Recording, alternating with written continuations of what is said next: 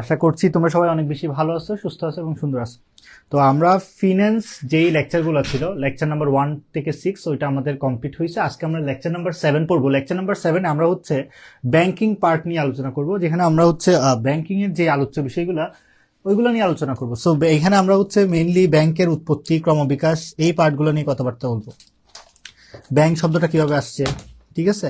So এখানে আমাদের এই লেকচারে দুইটা লার্নিং আউটকাম দুইটা বা শিক্ষণফল দুইটা। আমরা যেটা নিয়ে কথাবার্তা বলবো, একটা হচ্ছে ব্যাংকের উৎপত্তি, ব্যাংক কিভাবে আসছে আমাদের। এই যে আজকে আমরা বিভিন্ন ব্যাংক দেখি, এই ব্যাংকগুলা কিভাবে আসছে, এটার উৎপত্তিটা কিভাবে হয়েছে, এবং সময়ে সময়ে এটার যে ক্রমবিকাশ, এটা যে তোমার প্রসিদ্ধি লাভ করছে, কিভাবে প্রসিদ্ধি লাভ করছে, এটা আমাদের শিক্ষণফল 1। সো আমরা প্রথম শিক্ষণফল হচ্ছে এটা। 2 নম্বর আমরা যেটা করব, আমরা হচ্ছে কেন্দ্রীয় ব্যাংক নিয়ে পড়াশোনা করব। কেন্দ্রীয় ব্যাংকের বিভিন্ন কার্যাবলী, দেন হচ্ছে কেন্দ্রীয় ব্যাংক কি, কোন দেশের কেন্দ্রীয় ব্যাংকের নাম কি, কত সালে গঠন করা হয়, ঠিক আছে। তারপর হচ্ছে বাংলাদেশের যে কেন্দ্রীয় ব্যাংক, এগুলো নিয়ে আমরা কথাবার্তা বলবো। সো আমাদের লার্নিং আউটকাম দুইটা। আমরা হচ্ছে প্রথমেই ব্যাংকের উৎপত্তি ও ক্রমবিকাশ নিয়ে কথাবার্তা বলবো, দেন সেকেন্ড লার্নিং আউটকামে আমরা হচ্ছে কেন্দ্রীয় ব্যাংক নিয়ে কথাবার্তা বলবো। তো আমরা আমাদের প্রথম লার্নিং আউটকাম শুরু করি। প্রথম লার্নিং আউটকামে বলা হচ্ছে ব্যাংক শব্দের উৎপত্তি বা ব্যাংকের উৎপত্তি কি, ঠিক আছে। সো বলা হচ্ছে ব্যাংক একটা আর্থিক মধ্যস্থ ব্যবসায়ী প্রতিষ্ঠান, যেটা হচ্ছে তোমার আমার কাছ থেকে টাকা সংগ্রহ করে বিভিন্ন হিসাবে, চলতি, সঞ্চয়ী, স্থায়ী হিসাবে টাকা সংগ্রহ করে। এই অর্থ সংগ্রহ মানে সংগৃহীত যে টাকাটা, ওইটা ব্যাংক বিভিন্ন সেক্টরে লোন দেয়, ঠিক আছে। ব্যাংক প্রথমে টাকা সংগ্রহ করে বিভিন্ন হিসাবের মাধ্যমে, যেটাকে বলা হচ্ছে অর্থ সংগ্রহ। এই টাকাটা ব্যাংক হচ্ছে বিভিন্ন সেক্টরে লোন দেয়। সো লোন দিয়ে মাঝখানে যে ডিফারেন্সটা, এটা ব্যাংকের লাভ। ফর এক্সাম্পল, ধরো তুমি আমি একজন ব্যক্তি, এখানে অর্থনীতিতে দুইটা একক থাকে। একটা হচ্ছে তোমার একটাকে বলা হয় তোমার উদ্বৃত্ত একক,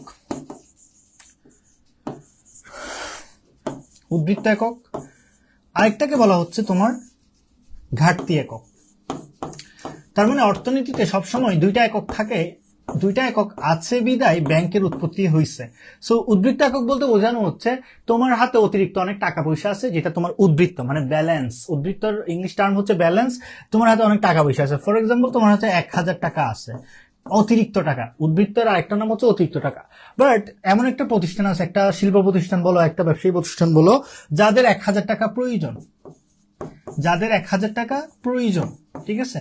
সো এই দুইটা পার্টি এখন ইকোনমিতে বা অর্থনীতিতে, এই দুইটা পার্টি, যে একজনের 1000 টাকা আছে আর একজনের 1000 টাকা লাগবে, এটা কিন্তু কেউই জানে না। কোন প্রতিষ্ঠানের 1000 টাকা লাগবে, কার নিকট 1000 টাকা অতিরিক্ত আছে, এটা কিন্তু কেউই জানে না। সো এই ক্ষেত্রে আমাকে এমন একটা পার্টির শরণাপন্ন হতে হবে, যেই পার্টির শরণাপন্ন হলে ওই ব্যক্তি জানে যে আসলে কার অতিরিক্ত টাকা আছে, কার টাকার প্রয়োজন। যেই ব্যক্তি টাকা নিয়ে ব্যবসা করে, মূলত ব্যাংক টাকা নিয়ে ব্যবসা করে। সো মাঝখানে আমাকে একজন মধ্যস্থতাকারী লাগবে, একজন ইন্টারমিডিয়ারি লাগবে, যাকে বলা হচ্ছে ব্যাংক। সো ব্যাংক যেটা করবে, উদ্বৃত্ত একক থেকে এই টাকাটা সংগ্রহ করবে। দেন ধরো 1000 টাকা সংগ্রহ করলো, ব্যাংক বলে দিল যে আপনি যদি আমার ব্যাংকে টাকা রাখেন, আমি আপনাকে ধরেন 4.5% কি দিব, ইন্টারেস্ট দিব আপনার অ্যাকাউন্টের উপর। ফর এক্সাম্পল, এটা একটা সেভিংস অ্যাকাউন্ট। আচ্ছা, তো ব্যাংক এই যে 4.5%, তার মানে এই ব্যক্তিকে দিবে। বাট ব্যাংকে এই টাকাটা নিয়ে বসে থাকবে? ব্যাংক এই টাকাটা নিয়ে বসে থাকবে না। ব্যাংক যেটা করবে, এই টাকা যার প্রয়োজন, যেই ঘাটতি একক, যেই ব্যক্তি বা যেই ব্যবসা প্রতিষ্ঠান, যেই ব্যক্তির টাকা প্রয়োজন, ওই ব্যক্তিকে 1000 টাকা দিবে। ব্যাংক বলবে আপনি আমাকে হচ্ছে 8% কি দিবেন, ইন্টারেস্ট দিতে হবে। আমি আপনাকে লোন দিচ্ছি, আমি আপনাকে কি দিচ্ছি, ঋণ দিচ্ছি। আচ্ছা, সো ব্যাংক ঋণ দিচ্ছে। এখন ঘাটতি একক নির্দিষ্ট সময় পর পর সুদ আসলে পরিশোধ করবে। ঋণের টাকাটা আবার কাকে পরিশোধ করবে, ব্যাংকে পরিশোধ করবে। ঋণের টাকাটা কাকে পরিশোধ করবে, ব্যাংকে পরিশোধ করবে। কত পার্সেন্ট সুদে, 8% সুদে।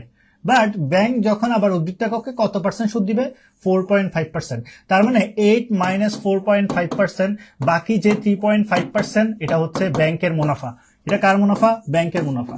সো ব্যাংক মূলত এইভাবেই কাজ করে। ব্যাংক হচ্ছে একজন ব্যক্তি থেকে টাকা সংগ্রহ করে কম সুদে, এবং বেশি সুদে সেটা অন্য একজন পার্টিকে লোন দেয়। লোন দেওয়ার ফলে ব্যাংক যেটা করে, সেটা হচ্ছে এই টাকাটা, অর্থাৎ এই লোনকৃত টাকাটা থেকে মুনাফা অর্জন করে। এটাই হচ্ছে মূলত ব্যাংকের কাজ। আর হ্যাঁ, সো মূলত ব্যাংকের উৎপত্তি এভাবেই।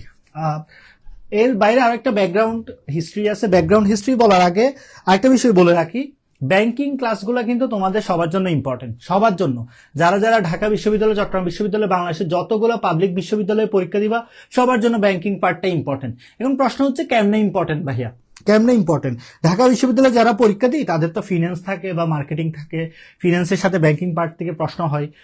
ম্যানেজমেন্ট নামে একটা পার্ট আছে, তোমাদের সবারই ম্যানেজমেন্ট পড়তে হয়। ম্যানেজমেন্টেও তোমার ব্যাংকিং থেকে ব্যাংকিং রিলেটেড কিছু প্রশ্ন থাকতে পারে। যেমনটা তোমরা যদি চট্টগ্রাম বিশ্ববিদ্যালয়ে পরীক্ষা দাও, ওইখানে দেখবা ওইখানে ম্যানেজমেন্ট নামে কোনো টপিক নাই বা ব্যবস্থাপনা নামে কোনো টপিক নেই। চট্টগ্রাম বিশ্ববিদ্যালয় চবিতে যে টপিকটা, সেটা হচ্ছে ব্যবসায়ী নীতি ও প্রয়োগ। ব্যবসায়ী নীতি ও প্রয়োগ। সো চট্টগ্রাম বিশ্ববিদ্যালয়ের প্রশ্ন প্যাটার্ন কেমন? তোমরা যারা 2100 একর, বাংলাদেশের সবচাইতে বড় বিশ্ববিদ্যালয় মনে হয় চট্টগ্রাম বিশ্ববিদ্যালয় বলা হয় আয়তনে। 2100 একর বলা হয়, যদিও বা এটা 1800 একর বলে কেউ কেউ। সো চট্টগ্রাম বিশ্ববিদ্যালয়ে তোমার ব্যবসায়ী নীতি ও প্রয়োগ থেকে 35টা এমসিকিউ হয়। 35টা এমসিকিউর মধ্যে দেখবা এখানে ম্যানেজমেন্ট থেকে প্রশ্ন আসে, ব্যাংকিং থেকে প্রশ্ন আসে, দুই একটা প্রশ্ন হয়তো মার্কেটিং থেকে থাকতে পারে। টোটাল 35টা কোয়েশ্চেন থাকে। দেন তুমি যদি গুচ্ছতে পরীক্ষা দাও, ওইখানেও কিন্তু ব্যাংকিং পার্টটা তোমার লাগবে। তার মানে ব্যাংকিং পার্টটা একটা সার্বজনীন সাবজেক্ট। ব্যাংকিং পার্টটা কিন্তু সার্বজনীন সাবজেক্ট। তোমরা যারা ক্লাস মিস করবা, যারা এই কনসেপ্টগুলো মিস করবা, তারা কিন্তু ভুল করবা। সো ক্লাসটা মনোযোগ দিয়ে করো, আমাদের সঙ্গে থাকো, আমরা আরো মজার মজার ইনফরমেশন শেয়ার দিব, ব্যাংক সম্পর্কিত অনেক ইনফরমেশন দিব। মূলত ব্যাংকিং পার্ট কিন্তু টেকনিক্যাল সাবজেক্ট না। আমরা এতদিন 6টা লেকচার ফাইন্যান্স পড়ছি, ফাইন্যান্স কিন্তু একটা টেকনিক্যাল সাবজেক্ট। এখানে বোঝানোর অনেক কিছু ছিল, অনেক কনসেপচুয়াল জিনিসপত্র ছিল যেটা বুঝে বুঝে পড়তে হইতো, শুধুমাত্র তুমি মুখস্থ করে পার পেয়ে যাইতে না। বাট ব্যাংকিং এর মতো সাবজেক্টগুলো তোমাকে কিন্তু অনেক ইনফরমেশন গ্যাদার করতে হয়, অনেক কিছু মাথায় রাখতে হয়। কোন ব্যাংক কখন আসছে, বাংলাদেশ ব্যাংক কখন আসছে, তারপর হচ্ছে কোনটা কোন ধরনের ব্যাংকিং, এই ধরনের অনেকগুলো ইনফরমেশন থাকে যেগুলো নিয়ে প্রশ্ন আসতে পারে। তার মানে দেখো এখানে কিন্তু চট্টগ্রাম বিশ্ববিদ্যালয়ে অ্যাকাউন্টিং এ 35 মার্কস, তারপর হচ্ছে ইংলিশে 30 মার্কস, ব্যবসায়ী নীতি ও প্রয়োগে 35 মার্কস। সো এই যে ব্যবসায়ী নীতি ও প্রয়োগের অনেকগুলো কোয়েশ্চেন কিন্তু তুমি এই ব্যাংকিং পার্ট থেকে পাবা। সো ব্যাংকিং পার্টটা একটা সার্বজনীন সাবজেক্ট, সব জায়গায় তোমার লাগবে, অ্যাডমিশন টেস্টে সব জায়গায় তোমার কিন্তু ব্যাংকিং পার্ট থেকে প্রশ্ন আসবে। এটা এখানে তোমার ভুল করা যাবে না, এই ক্লাসগুলো মিস দেওয়া যাবে না, ঠিক আছে? সো তার মানে আমরা হচ্ছে ব্যাংক কিভাবে কার্যক্রম করে, ব্যাংক কেন উৎপত্তি হয়েছে। সো ব্যাংক দেখো, এই যে দুইটা পার্টির মধ্যে ব্যাংক কিন্তু একটা এক্সপার্টাইজ পার্টি, তার মানে তার অভিজ্ঞতা আছে, তার এক্সপিরিয়েন্স আছে, ঠিক আছে? আমি এটাকে বলছি এক্সপার্টাইজ পার্টি, যার এক্সপিরিয়েন্স আছে সেই ব্যক্তি এই টাকাটা নিয়ে কি করতেছে, ব্যবসা করতেছে। আচ্ছা, দেন আমরা হচ্ছে যেটা করব ব্যাংক শব্দের উৎপত্তি কোত্থেকে হয়েছে। তো ব্যাংক শব্দের উৎপত্তি নিয়ে অনেকে অনেক রকমের কথাবার্তা বলে, বাট ওভারঅল একটা ধারণা হচ্ছে ব্যাংক শব্দটা আসছে কিন্তু কেউ কেউ বলে ব্যাংকি থেকে, কেউ কেউ বলে ব্যাংকি থেকে, আবার কেউ বলে না এটা হচ্ছে ব্যাংকু থেকে আসছে। বাট আমরা যেটা শুনি সেটা হচ্ছে ব্যাংক। তুমি যদি ডিকশনারিতে গিয়ে ব্যাংক শব্দটা সার্চ দিয়ে দেখো, তুমি দেখবা হয়তো একটা লম্বা টুল, বা হচ্ছে ব্যাংক মানে হচ্ছে নদীর পার, যেটা হচ্ছে নদীর পার যেটা বলি আমরা, ওইটাকেও ব্যাংক বলে, ঠিক আছে? সো এই ধরনের কিছু কনসেপ্ট থাকে। বাট ব্যাংক শব্দটা অনেকেই বলে যে ব্যাংকি থেকে আসছে, অনেকে ব্যাংকু থেকে আসছে, অনেকে বলে ব্যাংক। সো ব্যাংক একটা ইংরেজি শব্দ, এটা একটা ইংরেজি শব্দ, এটা একটা ইংরেজি শব্দ।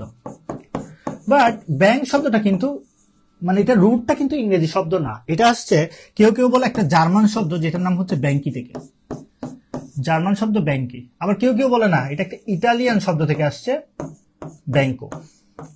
তার মানে অনেকের কনসেপ্টটা এমন যে ব্যাংকি থেকে ব্যাংকো আসছে, ব্যাংকো থেকে ব্যাংক আসছে, অনেকের কনসেপ্টটা এমন। তার মানে ব্যাংকিটা এই জার্মান শব্দ, ব্যাংকো হচ্ছে একটা ইতালিয়ান শব্দ, ব্যাংক যেটা আমরা বলি এটা একটা ইংরেজি শব্দ, এটাকে বাংলাতেও অনেকেই ব্যাংক বলে থাকে। সো এটা হচ্ছে ব্যাংকের মানে ব্যাংক শব্দটার রুট বা হচ্ছে মূল শব্দ কিভাবে আসছে। আচ্ছা, দেন আমরা যেটা কথাবার্তা বলবো সেটা হচ্ছে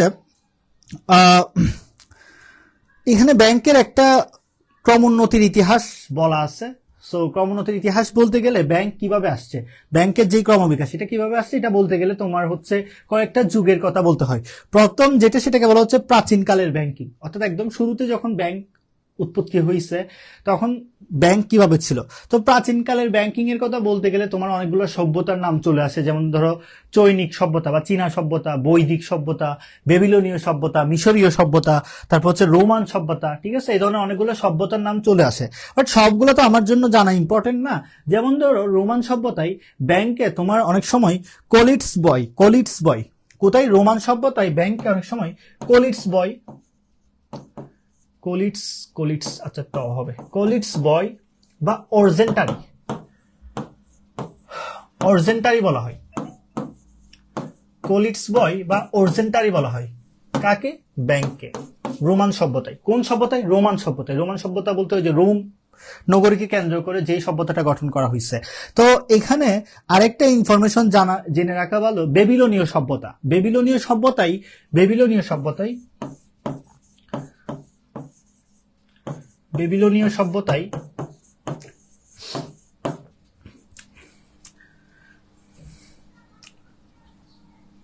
আচ্ছা, বেবিলনীয় সভ্যতা এটাকে উপাসনালয় ব্যাংকিং বলা হচ্ছে। তার মানে উপাসনালয় ব্যাংকিং কনসেপ্টটা আসছে বেবিলনীয় সভ্যতা থেকে, উপাসনালয় ব্যাংকিং। আচ্ছা, সো এখন উপাসনালয় ব্যাংকিং মানে কি? উপাসনালয় ব্যাংকিং মানে কি? আচ্ছা, সো বলা হচ্ছে ওই সময় যারা কিনা তোমার এই যে ব্যাংক ব্যবসার সাথে যারা জড়িত ছিল, তারা কিন্তু তোমার হচ্ছে আধ্যাত্মিক লেভেলে মানুষজন ছিল। অর্থাৎ ধরো আমি যদি বলি ধর্মগুরু টাইপের মানুষজন, সো তারাই কিন্তু একটা সময় ব্যাংকের কার্যক্রমটা পরিচালনা করে প্রাচীন সভ্যতায় বা বেবিলনীয় সভ্যতায়। সো এই জন্য এটাকে উপাসনালয় ব্যাংকিংও বলা হয়। যদি প্রশ্ন আসে উপাসনালয় ব্যাংকিং কোন সভ্যতার অবদান, উত্তর হচ্ছে বেবিলনীয় সভ্যতার অবদান। দেন আমরা চলে যাব মধ্যযুগে। সো মধ্যযুগে বলা হচ্ছে এখানে মধ্যযুগে মেইনলি যেই কাহিনীগুলো হয়েছে, আধুনিক ব্যাংক ব্যবসা, আধুনিক ব্যাংক ব্যবসায় যাদেরকে উৎপত্তি বা যারা হচ্ছে আধুনিক ব্যাংক ব্যবসাটা পরিচালনা করছে বা ব্যাংক ব্যবসাটা অ্যাকচুয়ালি যারা নিয়ে আসছে, ওইসব ব্যক্তিবর্গের আগমন হয়। এবং প্রশ্ন হচ্ছে কারা অ্যাকচুয়ালি এই ব্যাংক ব্যবস্থাটা আমাদের নিকট নিয়ে আসছে? উত্তর হচ্ছে স্বর্ণকার, তারপর হচ্ছে তোমার ব্যবসায়ী, তারপর হচ্ছে মহাজন। এই তিন শ্রেণী মূলত আমাদের নিকট এই ব্যাংক ব্যবসাটা নিয়ে আসে, স্বর্ণকার, মহাজন এবং ব্যবসায়ী। তো মধ্যযুগের একটা ইম্পর্টেন্ট ঘটনা হচ্ছে তোমার মধ্যযুগের একটা ইম্পর্টেন্ট ঘটনা হচ্ছে 1157 সালে 1157 সালে একটা ব্যাংক প্রতিষ্ঠা হয়। ওই ব্যাংকের নাম হচ্ছে bank of Venice. Bank of Venice. এবং ব্যাংক অফ ভেনিস সম্পর্কে একটা অতিরিক্ত ইনফরমেশন দিয়ে রাখি, এটা হচ্ছে প্রথম সরকারি উদ্যোগে গঠিত ব্যাংক। প্রথম সরকারি উদ্যোগে গঠিত ব্যাংক হচ্ছে ব্যাংক অফ ভেনিস। ভেনিস হচ্ছে ইতালি নগরের একটা, মানে ইতালি যে দেশটা আছে ওই দেশের একটা নগর। ভেনিস হচ্ছে ইতালি যেই দেশটা আছে ওইটা একটা নগর, এবং ব্যাংক অফ ভেনিস প্রথম সরকারি উদ্যোগে গঠিত ব্যাংক। এবং এটা একটা মধ্যযুগের ঘটনা, যখন তোমার স্বর্ণকার, মহাজন বা হচ্ছে ব্যবসায়ীরা ঋণের ব্যবসাটা শুরু করে। ইনিশিয়ালি কিন্তু এই তিনটা পার্টি কিন্তু মূলত ঋণ দিত, মানুষের প্রয়োজনে, টাকার প্রয়োজনে তারা টাকা দিত। সো এইভাবেই কিন্তু ব্যাংক নাম একটা কনসেপ্ট তারা পরবর্তীতে নিয়ে আসে। সো এর পরবর্তীতে আমরা তাইলে এতটুকু ক্লিয়ার, এটা ছিল মধ্যযুগের ইনফরমেশন। এর পরবর্তীতে আমরা যেটা করব আধুনিক ব্যাংক নিয়ে কথাবার্তা বলবো। সো আধুনিক ব্যাংকের ক্ষেত্রে তোমার এখানে যেই কনসেপ্টটা আমাদের জানা লাগবে সেটা হচ্ছে 1401 সালে, এটা হচ্ছে আধুনিক ব্যাংকের মানে আধুনিক যুগের ব্যাংকিং আমি কথাবার্তা বলতেছি এখন। সো 1401 সালে একটা ব্যাংকের উৎপত্তি হয়। ওই ব্যাংকের নাম হচ্ছে bank of Barcelona. Bank of Barcelona, ঠিক আছে, বার্সেলোনা অথবা বার্সেলোনা যেটা বলে, যেটাকে আমরা বার্সেলোনা বলে। আমরা যারা ফুটবল দেখি, যারা স্পেনিশ লিগ ফলো করি, স্পেনিশ লিগ লা লিগা যারা ফলো করি, ওইখানে দেখবা বার্সেলোনা নামে একটা ফেভারিট টিম আছে, আমাদের সব অনেকের ফেভারিট টিম। যারা কিনা বিশেষ করে আর্জেন্টিনা সাপোর্ট করে, ওদের জন্য তো মোস্ট ফেভারিট একটা টিম। কারণ একসময় তাদের যে প্রিয় তারকা লিওনেল মেসি, এই লিওনেল মেসি কিন্তু এই স্প্যানিশ লিগ থেকেই কিন্তু তার কেরিয়ারটা শুরু হয়। ব্যাংক অফ বার্সেলোনা, এই বার্সেলোনা একটা লিগের টিম, স্পেনিশ লিগের টিম। তার মানে এটা একটা শহর, এটা আবার একটা শহরও বলা যায়, স্পেনের একটা শহর ব্যাংক অফ বার্সেলোনা। এই ব্যাংকটা হচ্ছে আধুনিক যুগের প্রথম ব্যাংক হিসেবে চিহ্নিত করা হয় 1401 সালে। এটা কিন্তু আধুনিক যুগের একটা গুরুত্বপূর্ণ পার্ট, ঠিক আছে। সো আধুনিক যুগের যেই ব্যাংকগুলো আসে সবগুলোকে বলা হয় আধুনিক ব্যাংক। আধুনিক ব্যাংকের বৈশিষ্ট্য হচ্ছে এদের কাজের গতি অনেক বেশি, তাদের বিশেষজ্ঞতা অনেক বেশি, তাদের হচ্ছে কাস্টমার সার্ভিস অনেক উন্নত। তার মানে বর্তমানে আমরা 1400 সাল থেকে বর্তমান পর্যন্ত যতগুলো সাল মাঝখানে থাকবে সবগুলা ব্যাংকে আমরা কি বলবো? আধুনিক ব্যাংক। 1400 সাল থেকে পরে, ঠিক আছে। এখানে স্পেসিফিক ভাবে ওইটাই বলছে যে তোমার হচ্ছে ওই সময়ের ব্যাংকগুলোর বর্তমান যেই ব্যাংক ব্যবস্থা প্রচলিত, এটা কিন্তু আধুনিক ব্যাংক, আধুনিক ব্যাংকের ব্যাংক ব্যবস্থা প্রচলিত। আচ্ছা, তো এখানে তোমার আরো কিছু ইনফরমেশন দেওয়া যায়, যেমন ধরো স্বর্ণকার শ্রেণী। সবচাইতে ব্যাংক ব্যবস্থা উৎপত্তির পিছনে সবচাইতে বেশি অবদান ছিল স্বর্ণকার শ্রেণী। এই যে তিনটা পার্টির কথা বললাম, স্বর্ণকার, মহাজন, ব্যবসায়ী, তিনটা পার্টির মধ্যে সবচাইতে বেশি অবদান ছিল স্বর্ণকার শ্রেণী। তারা যেটা করত, তারা হচ্ছে জনগণের উদ্বৃত্ত অর্থটা সংগ্রহ করে বিভিন্ন পার্টিকে টাকাটা ধার দিত। মূলত এটা শুরু করে মধ্যযুগে ইংল্যান্ডে। ইংল্যান্ডে যারা কিনা স্বর্ণকার ছিল তারা কিন্তু এই কনসেপ্টটা নিয়ে আসে এবং তারা হচ্ছে বিভিন্ন পার্টিকে বিভিন্ন সময় লোন দিয়ে সাহায্য সহযোগিতা করে। এবং তাদের আরেকটা অবদান, স্বর্ণকার শ্রেণীর আরেকটা অবদান হচ্ছে তারা একটা রিসিপ্ট তৈরি করে, হাতে লেখা রসিদ। রিসিপ্ট মানে হচ্ছে রসিদ। এই ব্যাংকের সাথে এই রসিদটা কিন্তু একটা গুরুত্বপূর্ণ কনসেপ্ট। কারণ কি, একটা পর্যায়ে পর, একটা নির্দিষ্ট সময় পর গিয়ে এই রসিদটা কিন্তু একটা চেকে কনভার্ট হয়ে যায়। তার মানে হাতে লেখা রসিদ যদি প্রশ্ন করা হয় এটা কোন শ্রেণীর অবদান, উত্তর হচ্ছে স্বর্ণকার শ্রেণীর অবদান। সো এইভাবে করে কিন্তু তোমার অনেকগুলো ইনফরমেশন জেনে রাখতে হবে। দেন স্বর্ণকার শ্রেণীরা অনেক সময় মূল্যবান দলিলপত্র জমা রাখতো তাদের যে বিভিন্ন লকআপ বলো বা বিভিন্ন লকারে। সো তারা হচ্ছে বিভিন্নভাবে লোন দিয়ে দিত। দেন 2 নম্বর যেটা, সেটা হচ্ছে মহাজন শ্রেণী। মহাজন শ্রেণীর অবদান কি ছিল? মহাজন শ্রেণীরাই মহাজন কাকে বলে? তোমরা যারা বাংলা পড়ছো, তোমরা বাংলাতে সমাস পড়ছো। মহাজন মানে কি? মহান যে জন। তাকে মহান কেন বলা হয়? কারণ তোমার টাকার প্রয়োজন, তুমি ওই সময় ওই ব্যক্তির থেকে টাকা নিতে পারো, ওই ব্যক্তি তোমার প্রয়োজনে টাকা দিচ্ছে, ওই জন্য তাকে বলা হচ্ছে মহান। সো মহান যে জন মানে হচ্ছে মহাজন। মহাজন মূলত ঋণের ব্যবসা করত। মহাজন মূলত কি করত? ঋণের ব্যবসা করত। ওই ব্যক্তি তোমার হচ্ছে বিভিন্ন সম্পত্তি, তোমার যেই সম্পত্তি ছিল ওই সম্পত্তিগুলা বন্ধক রাখার মাধ্যমে তোমাকে লোন দিত। মানে বন্ধক মানে বোঝানো হচ্ছে জামানত রাখতো আর কি। ফর এক্সাম্পল, তোমার হচ্ছে 2 কোটি টাকা লোনের, 2 কোটি টাকা না, যেহেতু তুমি মহাজন থেকে লোন নিবা, তুমি তো এত টাকা নিতে পারবে না। ধরো তুমি হচ্ছে 20,000 টাকা লোন নিবা। সো 20,000 টাকা লোন নেওয়ার ক্ষেত্রে ওই সময় 20,000 টাকার গুরুত্ব অনেক বেশি ছিল। ধরো তুমি হচ্ছে এই টাকাটা মহাজন থেকে নিবা। তো মহাজন যেটা বললো, আপনাকে আমি লোন দিব, আপনার ওই যে অমুক একটা জায়গায় একটা জমি আছে, খালি জমি, বা হচ্ছে এটা আপনার সম্পত্তি, ওই সম্পত্তির ডকুমেন্টসটা আমাকে বন্ধক রাখতে হবে, দেন আমি আপনাকে লোন দিব। তার মানে কি, তারা বন্ধক রাখার মাধ্যমে, জামানত রাখার মাধ্যমে কিন্তু লোনটা দিচ্ছে। তুমি যদি লোনের টাকাটা পরিশোধ না করো, তাইলে কিন্তু তোমার সম্পত্তির মালিকানা কিন্তু তার নিকট হস্তান্তর করা হবে।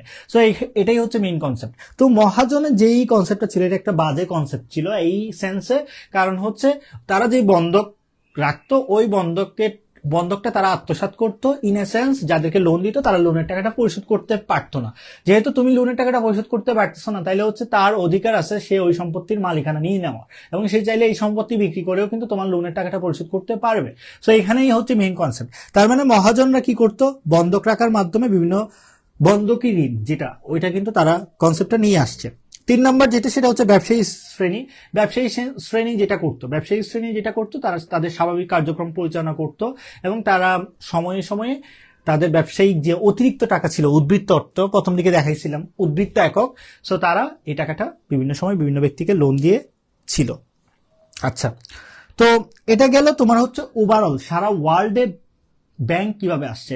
বাট আমি যদি ভারতীয় উপমহাদেশের কথাবার্তা বলি, তো ভারতীয় উপমহাদেশে তোমার শুরুর দিকে হচ্ছে এই কনসেপ্টগুলো ছিল যে মহাজন লোন দিবে বা বিভিন্ন ব্যবসায়ী লোন দিবে, স্বর্ণকাররাও এই কাজটা করছে।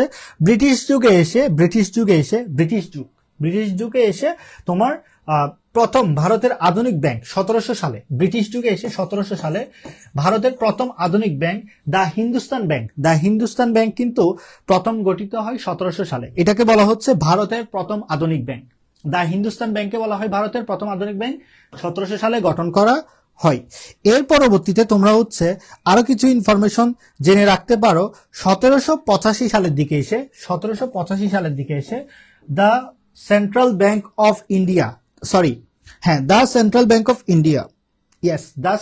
অফ ইন্ডিয়া, এই ব্যাংকটা হচ্ছে তোমার আসে 1785 সালে। The central bank of India উৎপত্তি হয়। 1700 সালে হিন্দুস্তান ব্যাংক, 1785 সালে the central bank of India উৎপত্তি লাভ করে। ঠিক আছে,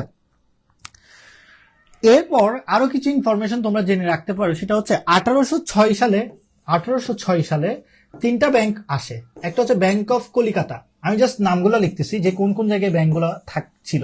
ব্যাংক অফ কলকাতা বা কলিকাতা, ওই সময় কলকাতা বলা হয়, অনেকে ক্যালকাটা বলতো, ইংলিশ নামটা যেভাবে ছিল আর কি। তো ব্যাংক অফ কলকাতা বা কলিকাতা যাই বলো না কেন।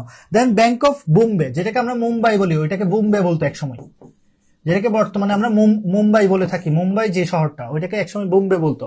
দেন আরেকটা কনসেপ্ট হচ্ছে ব্যাংক অফ মান্দ্রাস।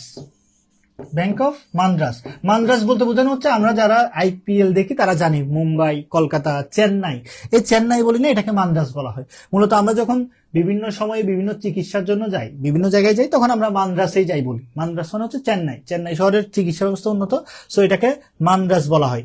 তার মানে এই 3টা জায়গায় 3টা ব্যাংক তোমার কি বলে এটাকে তৈরি হয় 1806 সালে। 1806 সালে এই তিনটা ব্যাংককে একটা পর্যায়ে গিয়ে এই তিনটা ব্যাংককে একত্রিত করা হয়। বোম্বে, কলকাতা আর হচ্ছে মান্দ্রাজ, এই তিনটা ব্যাংকে একত্রিত করা হয়। একত্রিত করে একটা ব্যাংক আবিষ্কার করা হয়, এটাকে বলা হচ্ছে ইম্পেরিয়াল ব্যাংক অথবা imperial bank of India. Imperial bank of India, এই তিনটা ব্যাংকের সমষ্টি হচ্ছে তোমার ইম্পেরিয়াল ব্যাংক অফ ইন্ডিয়া। এখন প্রশ্ন হচ্ছে কত সালে? উত্তর হচ্ছে 1920 সালে। 1920 সালে ইম্পেরিয়াল ব্যাংক অফ ইন্ডিয়া চলে আসে। 1920 সালে ইম্পেরিয়াল ব্যাংক অফ ইন্ডিয়া চলে আসে। আচ্ছা, দেন এর পরবর্তীতে ব্রিটিশ যুগের আরো কিছু ইনফরমেশন যদি দিয়ে থাকি, আরেকটা ইনফরমেশন দিব, সেটা হচ্ছে ভারতের প্রথম সুসংগঠিত কেন্দ্রীয় ব্যাংক, ভারতের যেটা কেন্দ্রীয় bank, the reserve bank of India. The reserve bank of India এটা হচ্ছে মার্কেটে আসে 1935 সালে। তার মানে 1935 সালে গঠিত হয় ভারতের রিজার্ভ ব্যাংক অফ ইন্ডিয়া, যেটাকে বলতেছি ভারতের কেন্দ্রীয় ব্যাংক। ভারতের কেন্দ্রীয় ব্যাংকের নাম কি? The reserve bank of India. এটা 1935 সালে আসে। সেগুলো সবগুলোই ছিল ব্রিটিশ যুগে। ব্রিটিশরা কিন্তু তোমার 1947 পর্যন্ত কি করছে? শাসন করছে ভারতীয় উপমহাদেশকে। পরবর্তীতে ভারত পাকিস্তান দুইটা দেশ হওয়ার মাধ্যমে কিন্তু বিভক্ত হয়ে যায়। আচ্ছা, সো পাকিস্তানের ক্ষেত্রে যে ইনফরমেশন গুলা বলবো সেটা হচ্ছে পাকিস্তান যুগ, এই যে 1947 সাল থেকে 1971 সাল পর্যন্ত এই যুগে তোমার ইম্পর্টেন্ট ইনফরমেশন হচ্ছে ওই সময় তোমার পাকিস্তানে 12টা ব্যাংক ছিল। মানে আমি যদি বলি ওই সময় স্পেসিফিক ভাবে 12টা ব্যাংক ছিল পাকিস্তান যুগে। সো 12টা ব্যাংকের মধ্যে মজার বিষয় হচ্ছে 10টা ব্যাংক ছিল ও মুসলিমদের, তার মানে 10টা ব্যাংক বলতে পারো হিন্দুদের। বাকি দুইটা ব্যাংকের নাম হচ্ছে, একটা হচ্ছে হাবিব ব্যাংক আর একটা হচ্ছে মুসলিম কমার্শিয়াল ব্যাংক। যদিও এই ইনফরমেশন গুলো জানাটা ইম্পর্টেন্ট না, বাট আমি যেগুলো ইম্পর্টেন্ট আমি বলে দিচ্ছি, এগুলো ইম্পর্টেন্ট না, জাস্ট এটা ব্যাকগ্রাউন্ডটা বলতেছি। মুসলিম কমার্শিয়াল ব্যাংক আর হচ্ছে হাবিব ব্যাংক, এই দুইটা ব্যাংক মূলত তোমার পাকিস্তান যুগে ছিল মুসলিমদের আন্ডারে, বাকি 10টা ব্যাংক ছিল ও মুসলিমদের হাতে। আচ্ছা, সো এখানে ওই সব ব্যাংকের প্রধান কার্যালয় ছিল করাচিতে। করাচি হচ্ছে পাকিস্তানের একটা শহর। সো 1948 সালে এই কনসেপ্টটা ইম্পর্টেন্ট। 1948 সালে পাকিস্তানের যেটা কেন্দ্রীয় ব্যাংক, ওইটার উৎপত্তি হয়।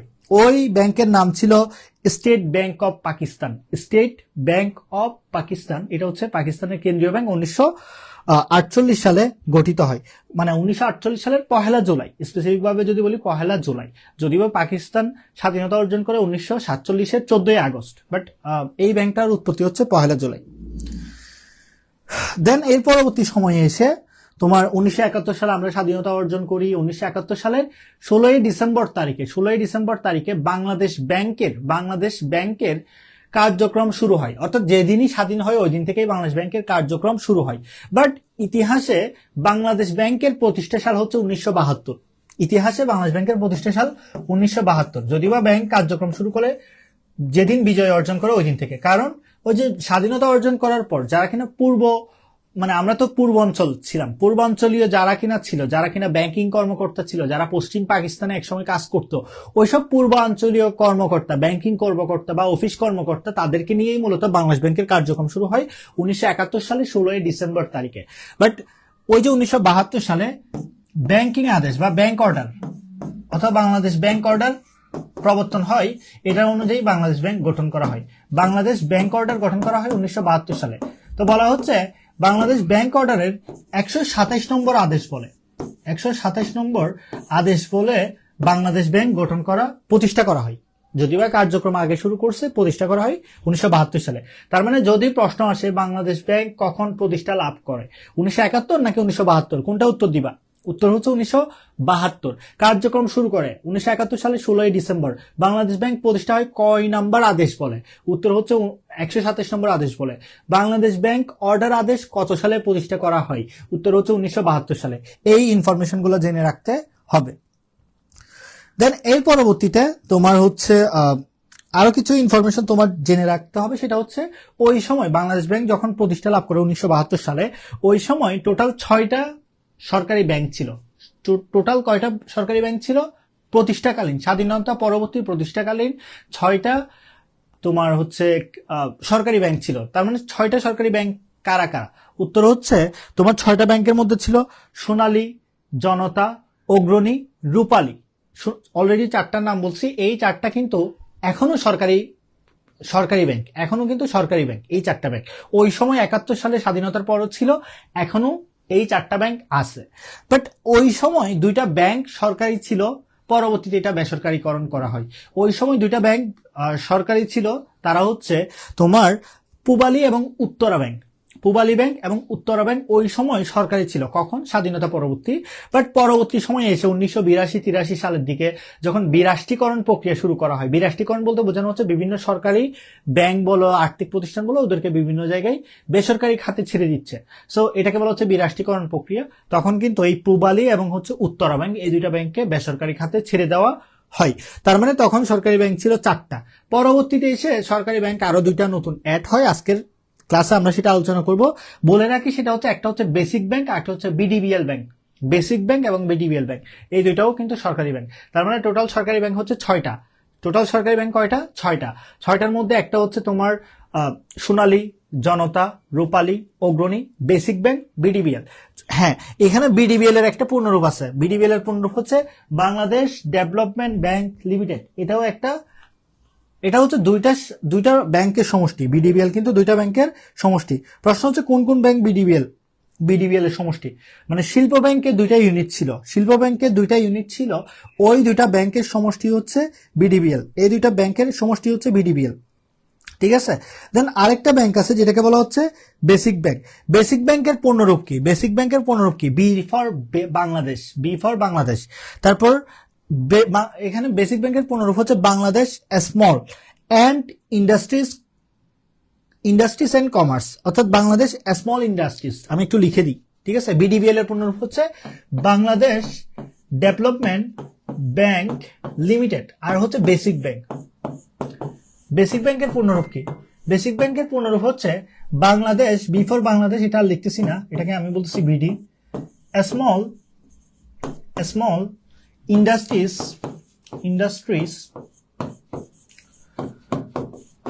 Bangladesh small industries and commerce bank limited,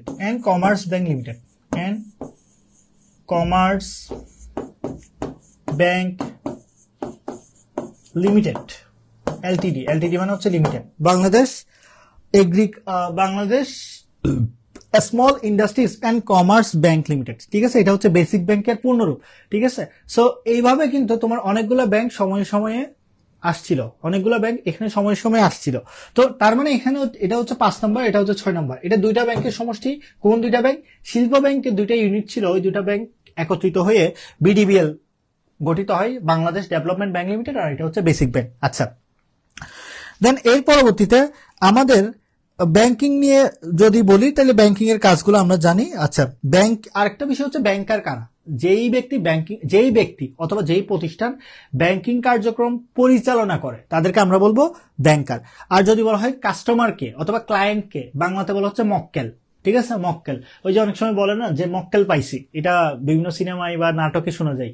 so মক্কেলের ইংলিশ টার্মটা হচ্ছে ক্লায়েন্ট, বাংলাতে আমরা কাস্টমার বলে থাকি, কাস্টমার একটা ইংলিশ টার্ম।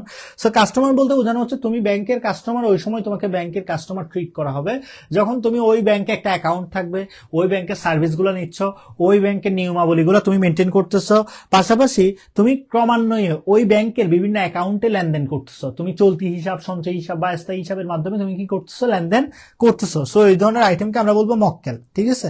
আচ্ছা, দেন আরেকটা ইনফরমেশন তোমার জেনে রাখতে হবে, সেটা হচ্ছে দেউলিয়া। দেউলিয়া মানে কি?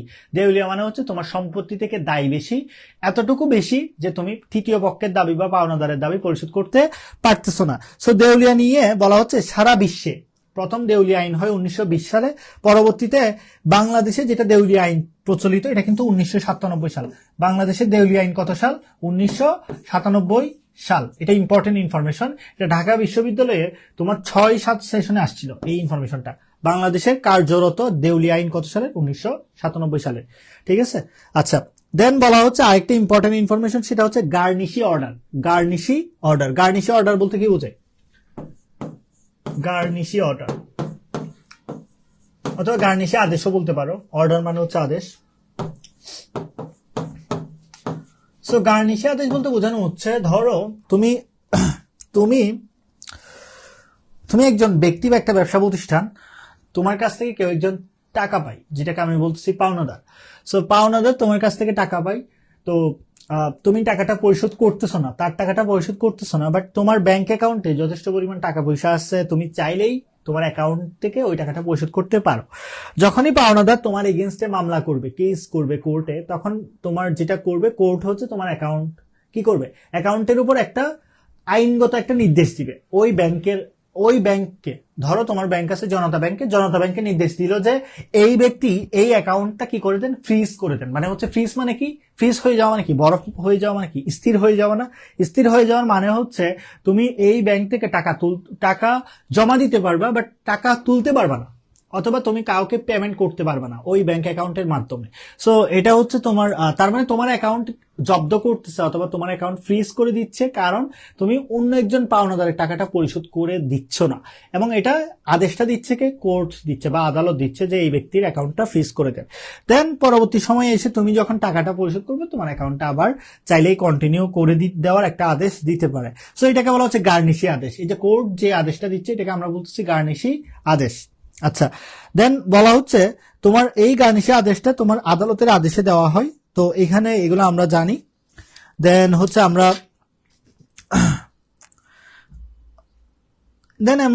যেটা আলোচনা করবো সেটা হচ্ছে ব্যাংকের গঠন প্রণালী। ব্যাংক কিভাবে গঠন করা হয়, মানে কোন কোন আইন দিয়ে ব্যাংক গঠন করা হয়। আমরা জানি ব্যাংকিং আইন কত সালের, ব্যাংকিং আইন হচ্ছে 1991 সালের, তাই না? ব্যাংকিং আইন কিন্তু 1991 সালের। বাট ব্যাংকের মধ্যে তোমার অনেক রকমের ব্যাংক হতে পারে, যেটা হচ্ছে এক মালিকানা ব্যাংক হচ্ছে, যেমন ধরো ইউএসএ তে আছে, বাট বাংলাদেশে এক মালিকানা ব্যাংক নাই, খুব একটা নেই। মানে যৌথ মালিকানা আছে বা হচ্ছে সরকারি বেসরকারি এভাবে আছে, বাট এক মালিকানা ব্যাংক নাই। সো এক মালিকানার ক্ষেত্রে তুমি যদি এক মালিকানা ব্যাংক গঠন করতে চাও, তোমাকে কেন্দ্রীয় ব্যাংকের পারমিশন নিতে হবে যে আমি একটা ব্যাংক গঠন করতে চাই। এবং একটা ব্যাংক গঠন করতে তোমার যা যা রিকোয়ারমেন্ট আছে এগুলো ফুলফিল করলেই তুমি একটা ব্যাংক তৈরি করতে পারবা। 2 নম্বর হচ্ছে তোমার অংশীদারি ব্যাংক। সো অংশীদারি ব্যাংক হওয়ার জন্য তোমাকে অংশীদারি যে আইনটা ছিল 1932 সালে, যে অংশীদারি আইনটা ছিল ওইটা তোমাকে ফলো করতে হবে। দেন তোমার 3 নম্বর আইন হচ্ছে, যদি তোমার কোম্পানি ব্যাংক হয়, যৌথ মূলধনী কোম্পানি ব্যাংক হয়, যেটা চাইলেই মার্কেটে কি করতে পারে, শেয়ার ইস্যু করতে পারে। ফর এক্সাম্পল প্রাইম ব্যাংক হচ্ছে একটা public limited company. Prime bank চাইলেই মার্কেটে শেয়ার ইস্যু করার মাধ্যমে মূলধন সংগ্রহ করতে পারে। সো এই যে প্রাইম ব্যাংক হচ্ছে একটা যৌথ মূলধনী কোম্পানি ব্যাংক। সো যৌথ মূলধনী কোম্পানি ব্যাংক হওয়ার জন্য তোমাকে ওই যে কোম্পানি আইন যেটা ছিল 1994 সালে, এটা অবশ্যই ফলো করতে হবে। আর যদি তোমার সমবায় ব্যাংক হয়, সমবায় ব্যাংকের এক্সাম্পল হচ্ছে রাজশাহী কোঅপারেটিভ ব্যাংক। সমবায় ব্যাংকের এক্সাম্পল কি, রাজশাহী কোঅপারেটিভ ব্যাংক। এটা হচ্ছে সমবায় আইন যেটা 2001 সালে ছিল, ওইটা ফলো করতে হবে। এবং 1987 সালে সমবায় বিধিমালা, এটা ফলো করতে হবে। তার মানে সমবায় ব্যাংক কয়টা আইন ফলো করবে, 2টা। একটা হচ্ছে 1987 সালের বিধিমালা, সমবায় বিধিমালা, আর একটা হচ্ছে 2001 সালের সমবায় আইন ফলো করে থাকবে। দেন আরো কিছু ইনফরমেশন দিয়ে রাখে, ইনফরমেশনগুলো নোট নাও বা হচ্ছে জেনে রাখো। সেটা হচ্ছে পৃথিবীর প্রথম ব্যাংকের নাম হচ্ছে শানসি ব্যাংক। পৃথিবীর প্রথম ব্যাংকের নাম শানসি ব্যাংক। এটা কিন্তু চীনের প্রতিষ্ঠা লাভ করে খ্রিস্টপূর্ব 600 অব্দে। দেন 2 নম্বর, বিশ্বের প্রথম সরকারি ব্যাংক। বিশ্বের প্রথম সরকারি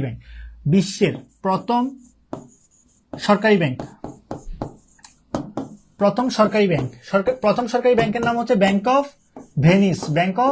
ভেনিস। আচ্ছা, দেন হচ্ছে প্রথম সাংগঠনিক ব্যাংক যদি প্রশ্ন করা হয়, প্রথম সাংগঠনিক ব্যাংক হচ্ছে ব্যাংক অফ বার্সেলোনা। ঠিক আছে। দেন যদি বলা হয় বণিকদের যৌথ উদ্যোগে, এটা আমি লিখতেছি না, ইনফরমেশনটা বলে দিচ্ছি, বণিক বা ব্যবসায়ীদের যৌথ উদ্যোগে গঠিত ব্যাংক, সেটা হচ্ছে ব্যাংক অফ সান জর্জিও। আচ্ছা, এখানে একটু বলে রাখি, শানসি ব্যাংক খ্রিস্টপূর্ব 600 অব্দে আসছে, ব্যাংক অফ ভেনিস আসছে 1157 সালে। এখানে আমি সালটাও একটু উল্লেখ করে দেওয়া প্রয়োজন মনে করতেছি। ব্যাংক অফ বার্সেলোনা আসছে 1401 সালে। আচ্ছা, দেন তোমার বণিকদের যৌথ উদ্যোগে যে ব্যাংকটা গঠন করা হয়, ব্যাংক অফ সান জর্জিও, এটা হচ্ছে ব্যাংক অফ সান জর্জিও যেটা, এটা কিন্তু তোমার হচ্ছে তোমার সুইজারল্যান্ডের একটা শহর। Bank of San Giorgio, Geneva মানে সুইজারল্যান্ডে, সো জেনেভাতে অবস্থিত এটা এই ব্যাংকটা উৎপত্তি হচ্ছে 1178 সালে, bank of San Giorgio, Geneva.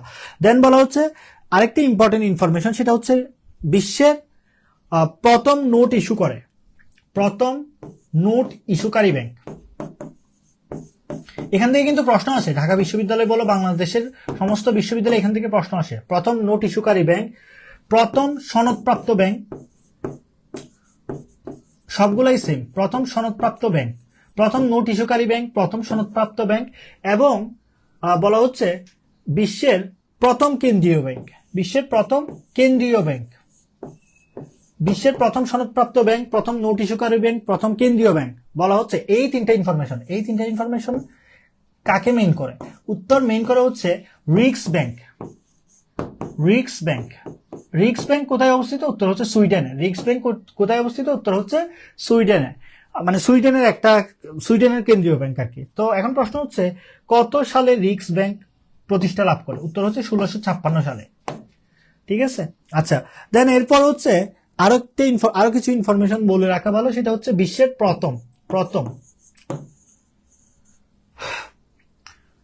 প্রথম সাংগঠনিক কেন্দ্রীয় ব্যাংক। এটা হচ্ছে প্রথম সাংগঠনিক কেন্দ্রীয়। খেয়াল করো, প্রথম সাংগঠনিক ব্যাংক বললে কিন্তু ব্যাংক অফ বার্সেলোনা প্রথম সাংগঠনিক ব্যাংক, কিন্তু যদি বলে সাংগঠনিক কেন্দ্রীয় ব্যাংক, প্রথম সাংগঠনিক কেন্দ্রীয় ব্যাংক, সাংগঠনিক কেন্দ্রীয় ব্যাংক। খেয়াল করো, একটা হচ্ছে সাংগঠনিক, একটা হচ্ছে কি সাংগঠনিক। এই যে এখানে আমি তোমার অন্য একটা কালার দিয়ে দেখাচ্ছি, প্রথম সাংগঠনিক ব্যাংক, আর এটা হচ্ছে সাংগঠনিক কেন্দ্রীয় ব্যাংক, প্রথম সাংগঠনিক কেন্দ্রীয় ব্যাংক। প্রথম সাংগঠনিক কেন্দ্রীয় ব্যাংক কে? প্রথম সাংগঠনিক কেন্দ্রীয় ব্যাংক হচ্ছে bank of England. Bank of England কত সালে? উত্তর হচ্ছে 1694 সালে। আরো কিছু ইনফরমেশন দিয়ে রাখি, প্রথম সাংগঠনিক ব্যাংকের পাশাপাশি আরো কিছু ইনফরমেশন দিয়ে রাখি। বলা হচ্ছে এটা দ্বিতীয় সনদপ্রাপ্ত। প্রথম সনদপ্রাপ্ত ব্যাংক কোনটা? প্রথম, এই যে আমি লাল কালার দিয়ে দেখাই দিচ্ছি, প্রথম সনদপ্রাপ্ত ব্যাংক হচ্ছে রিক্স ব্যাংক অফ সুইডেন। দ্বিতীয় সনদপ্রাপ্ত ব্যাংক কোনটা? দ্বিতীয় সনদপ্রাপ্ত ব্যাংক, দ্বিতীয় সনদপ্রাপ্ত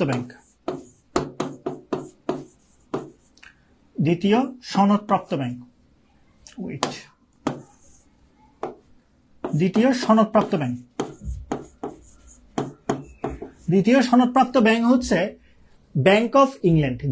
প্রথম সনদপ্রাপ্ত রিক্স ব্যাংক অফ সুইডেন 1656 সালে। দ্বিতীয় সনদপ্রাপ্ত ব্যাংক হচ্ছে ইংল্যান্ডের ব্যাংক অফ ইংল্যান্ড, এটা হচ্ছে তোমার দ্বিতীয় সনদপ্রাপ্ত। আরেকটা ইনফরমেশন দিয়ে রাখি, সেটা হচ্ছে মাদার অফ সেন্ট্রাল ব্যাংক।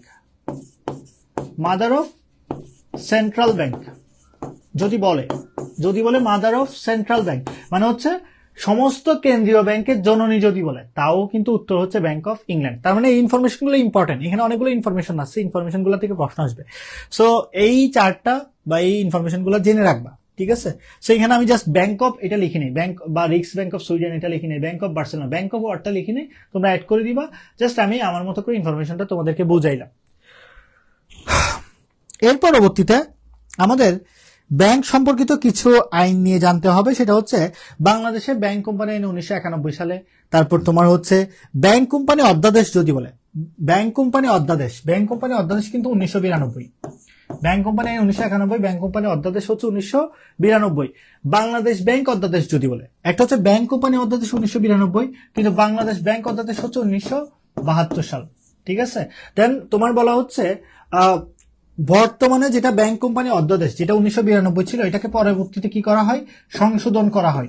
বর্তমানে যেটা আছে সেটা হচ্ছে সংশোধিতটা কত সালে?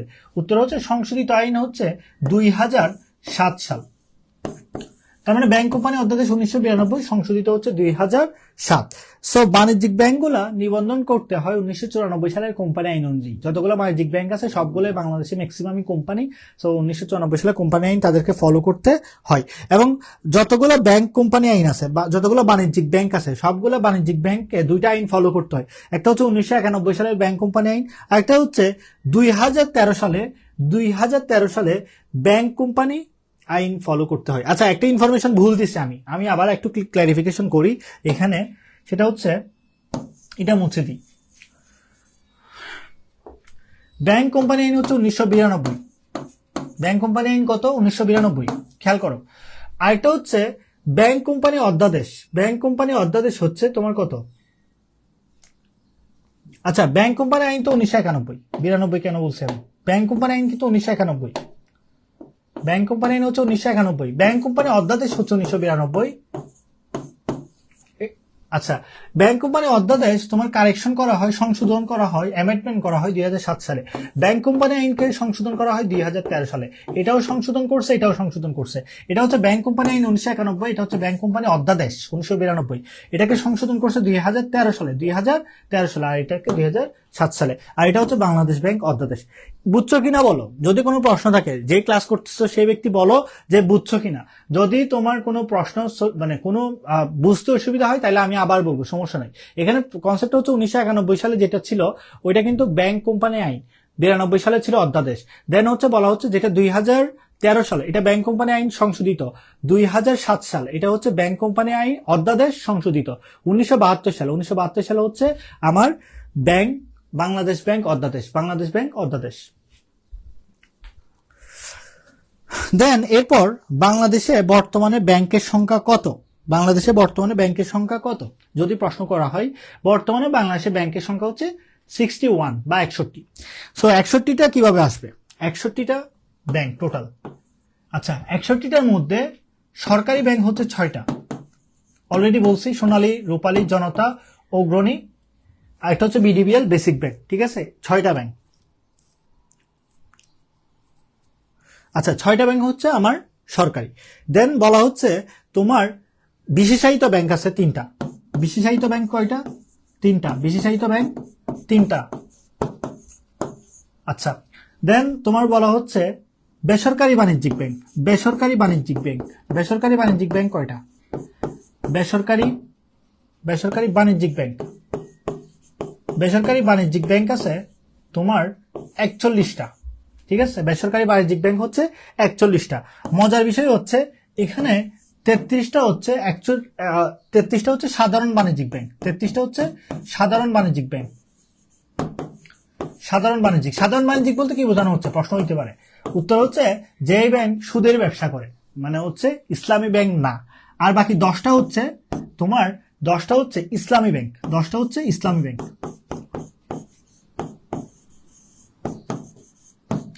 10টা কি? ইসলামী ব্যাংক। আচ্ছা, 33টা হচ্ছে সাধারণ বাণিজ্যিক ব্যাংক, 10টা ইসলামী ব্যাংক। বেসরকারি বাণিজ্যিক ব্যাংক তাহলে টোটাল কয়টা হয়? টোটাল বেসরকারি বাণিজ্যিক ব্যাংক হয় 43টা। এখানে 41 লিখছি, ভুল লিখছি, এটা হচ্ছে 43টা হবে, 43। তার মানে 6টা, 3টা, 43টা। আচ্ছা, এখন প্রশ্ন হচ্ছে এর বাইরে গিয়ে আরো কিছু ব্যাংক থাকতে পারে, সেটা হচ্ছে বিদেশি ব্যাংক। বাংলাদেশে বিদেশি ব্যাংক কয়টা? বাংলাদেশে বিদেশি ব্যাংক হচ্ছে 9টা বর্তমানে। বিদেশি ব্যাংক কিন্তু 9টা। তাইলে খেয়াল করো। আচ্ছা, 43 আর 9 কত? 43 আর 9 হচ্ছে তোমার 7, 50, 52 আর 3 হচ্ছে 55, 55 আর 6 61। টোটাল ব্যাংকের সংখ্যা কত? টোটাল ব্যাংকের সংখ্যা হচ্ছে 61। সো সরকারি ব্যাংক 6টা, বিশেষায়িত ব্যাংক 3টা, বেসরকারি বাণিজ্যিক ব্যাংক 43টা। 43টার মধ্যে 33টা হচ্ছে সাধারণ বাণিজ্যিক ব্যাংক, যারা সুদের ব্যবসা করে, অর্থাৎ যাদের সাথে সুদ জড়িত ডাইরেক্টলি। আর ইসলামী ব্যাংক হচ্ছে 10টা এবং বিদেশি ব্যাংক হচ্ছে 9টা। টোটাল ব্যাংক হচ্ছে 61টা। ঠিক আছে। আচ্ছা, এর পরবর্তী সময়ে এসে এখানে আরো কিছু ইনফরমেশন আমাকে জানতে হবে। তাহলে আমরা সরকারি ব্যাংক জানি। আরেকটা ইনফরমেশন দিয়ে রাখি, যেটা জনতা ব্যাংক। জনতা ব্যাংক যেটা, এটা হচ্ছে সর্বপ্রথম বাংলাদেশে কিউ ক্যাশ চালু করে। সর্বপ্রথম এই যে সরকারি ব্যাংকের মধ্যে জনতা ব্যাংক, তারা সর্বপ্রথম কি চালু করে? কিউ ক্যাশ চালু করে 2000 সালে। কিউ ক্যাশ চালু করে। প্রশ্ন আসছে, এটা ঢাকা বিশ্ববিদ্যালয়ে তোমার হচ্ছে 13-14 সেশনে প্রশ্ন আসছে, বাংলাদেশে সর্বপ্রথম কিউ ক্যাশ চালু করে কোন ব্যাংক? উত্তর হচ্ছে জনতা ব্যাংক। এটা একটা সরকারি ব্যাংক বলে। দেন তোমার হচ্ছে বিশেষায়িত ব্যাংক 3টা। বিশেষায়িত ব্যাংক বলতে বোঝানো হচ্ছে যারা অর্থনীতির বিশেষ খাত নিয়ে ব্যাংকিং কার্যক্রম পরিচালনা করে, এদেরকে বলা হচ্ছে বিশেষায়িত ব্যাংক। তাহলে বিশেষায়িত ব্যাংক কি কি? উত্তর বলা হচ্ছে বাংলাদেশ কৃষি ব্যাংক, এটা একটা বিশেষায়িত ব্যাংক প্রথম। 2 নম্বর হচ্ছে রাজশাহী কৃষি উন্নয়ন ব্যাংক, এটা বিশেষায়িত ব্যাংক, প্লাস এটা একটা আঞ্চলিক ব্যাংক, কারণ রাজশাহী অঞ্চলকে কেন্দ্র করে, রাজশাহী কৃষি উন্নয়ন ব্যাংক।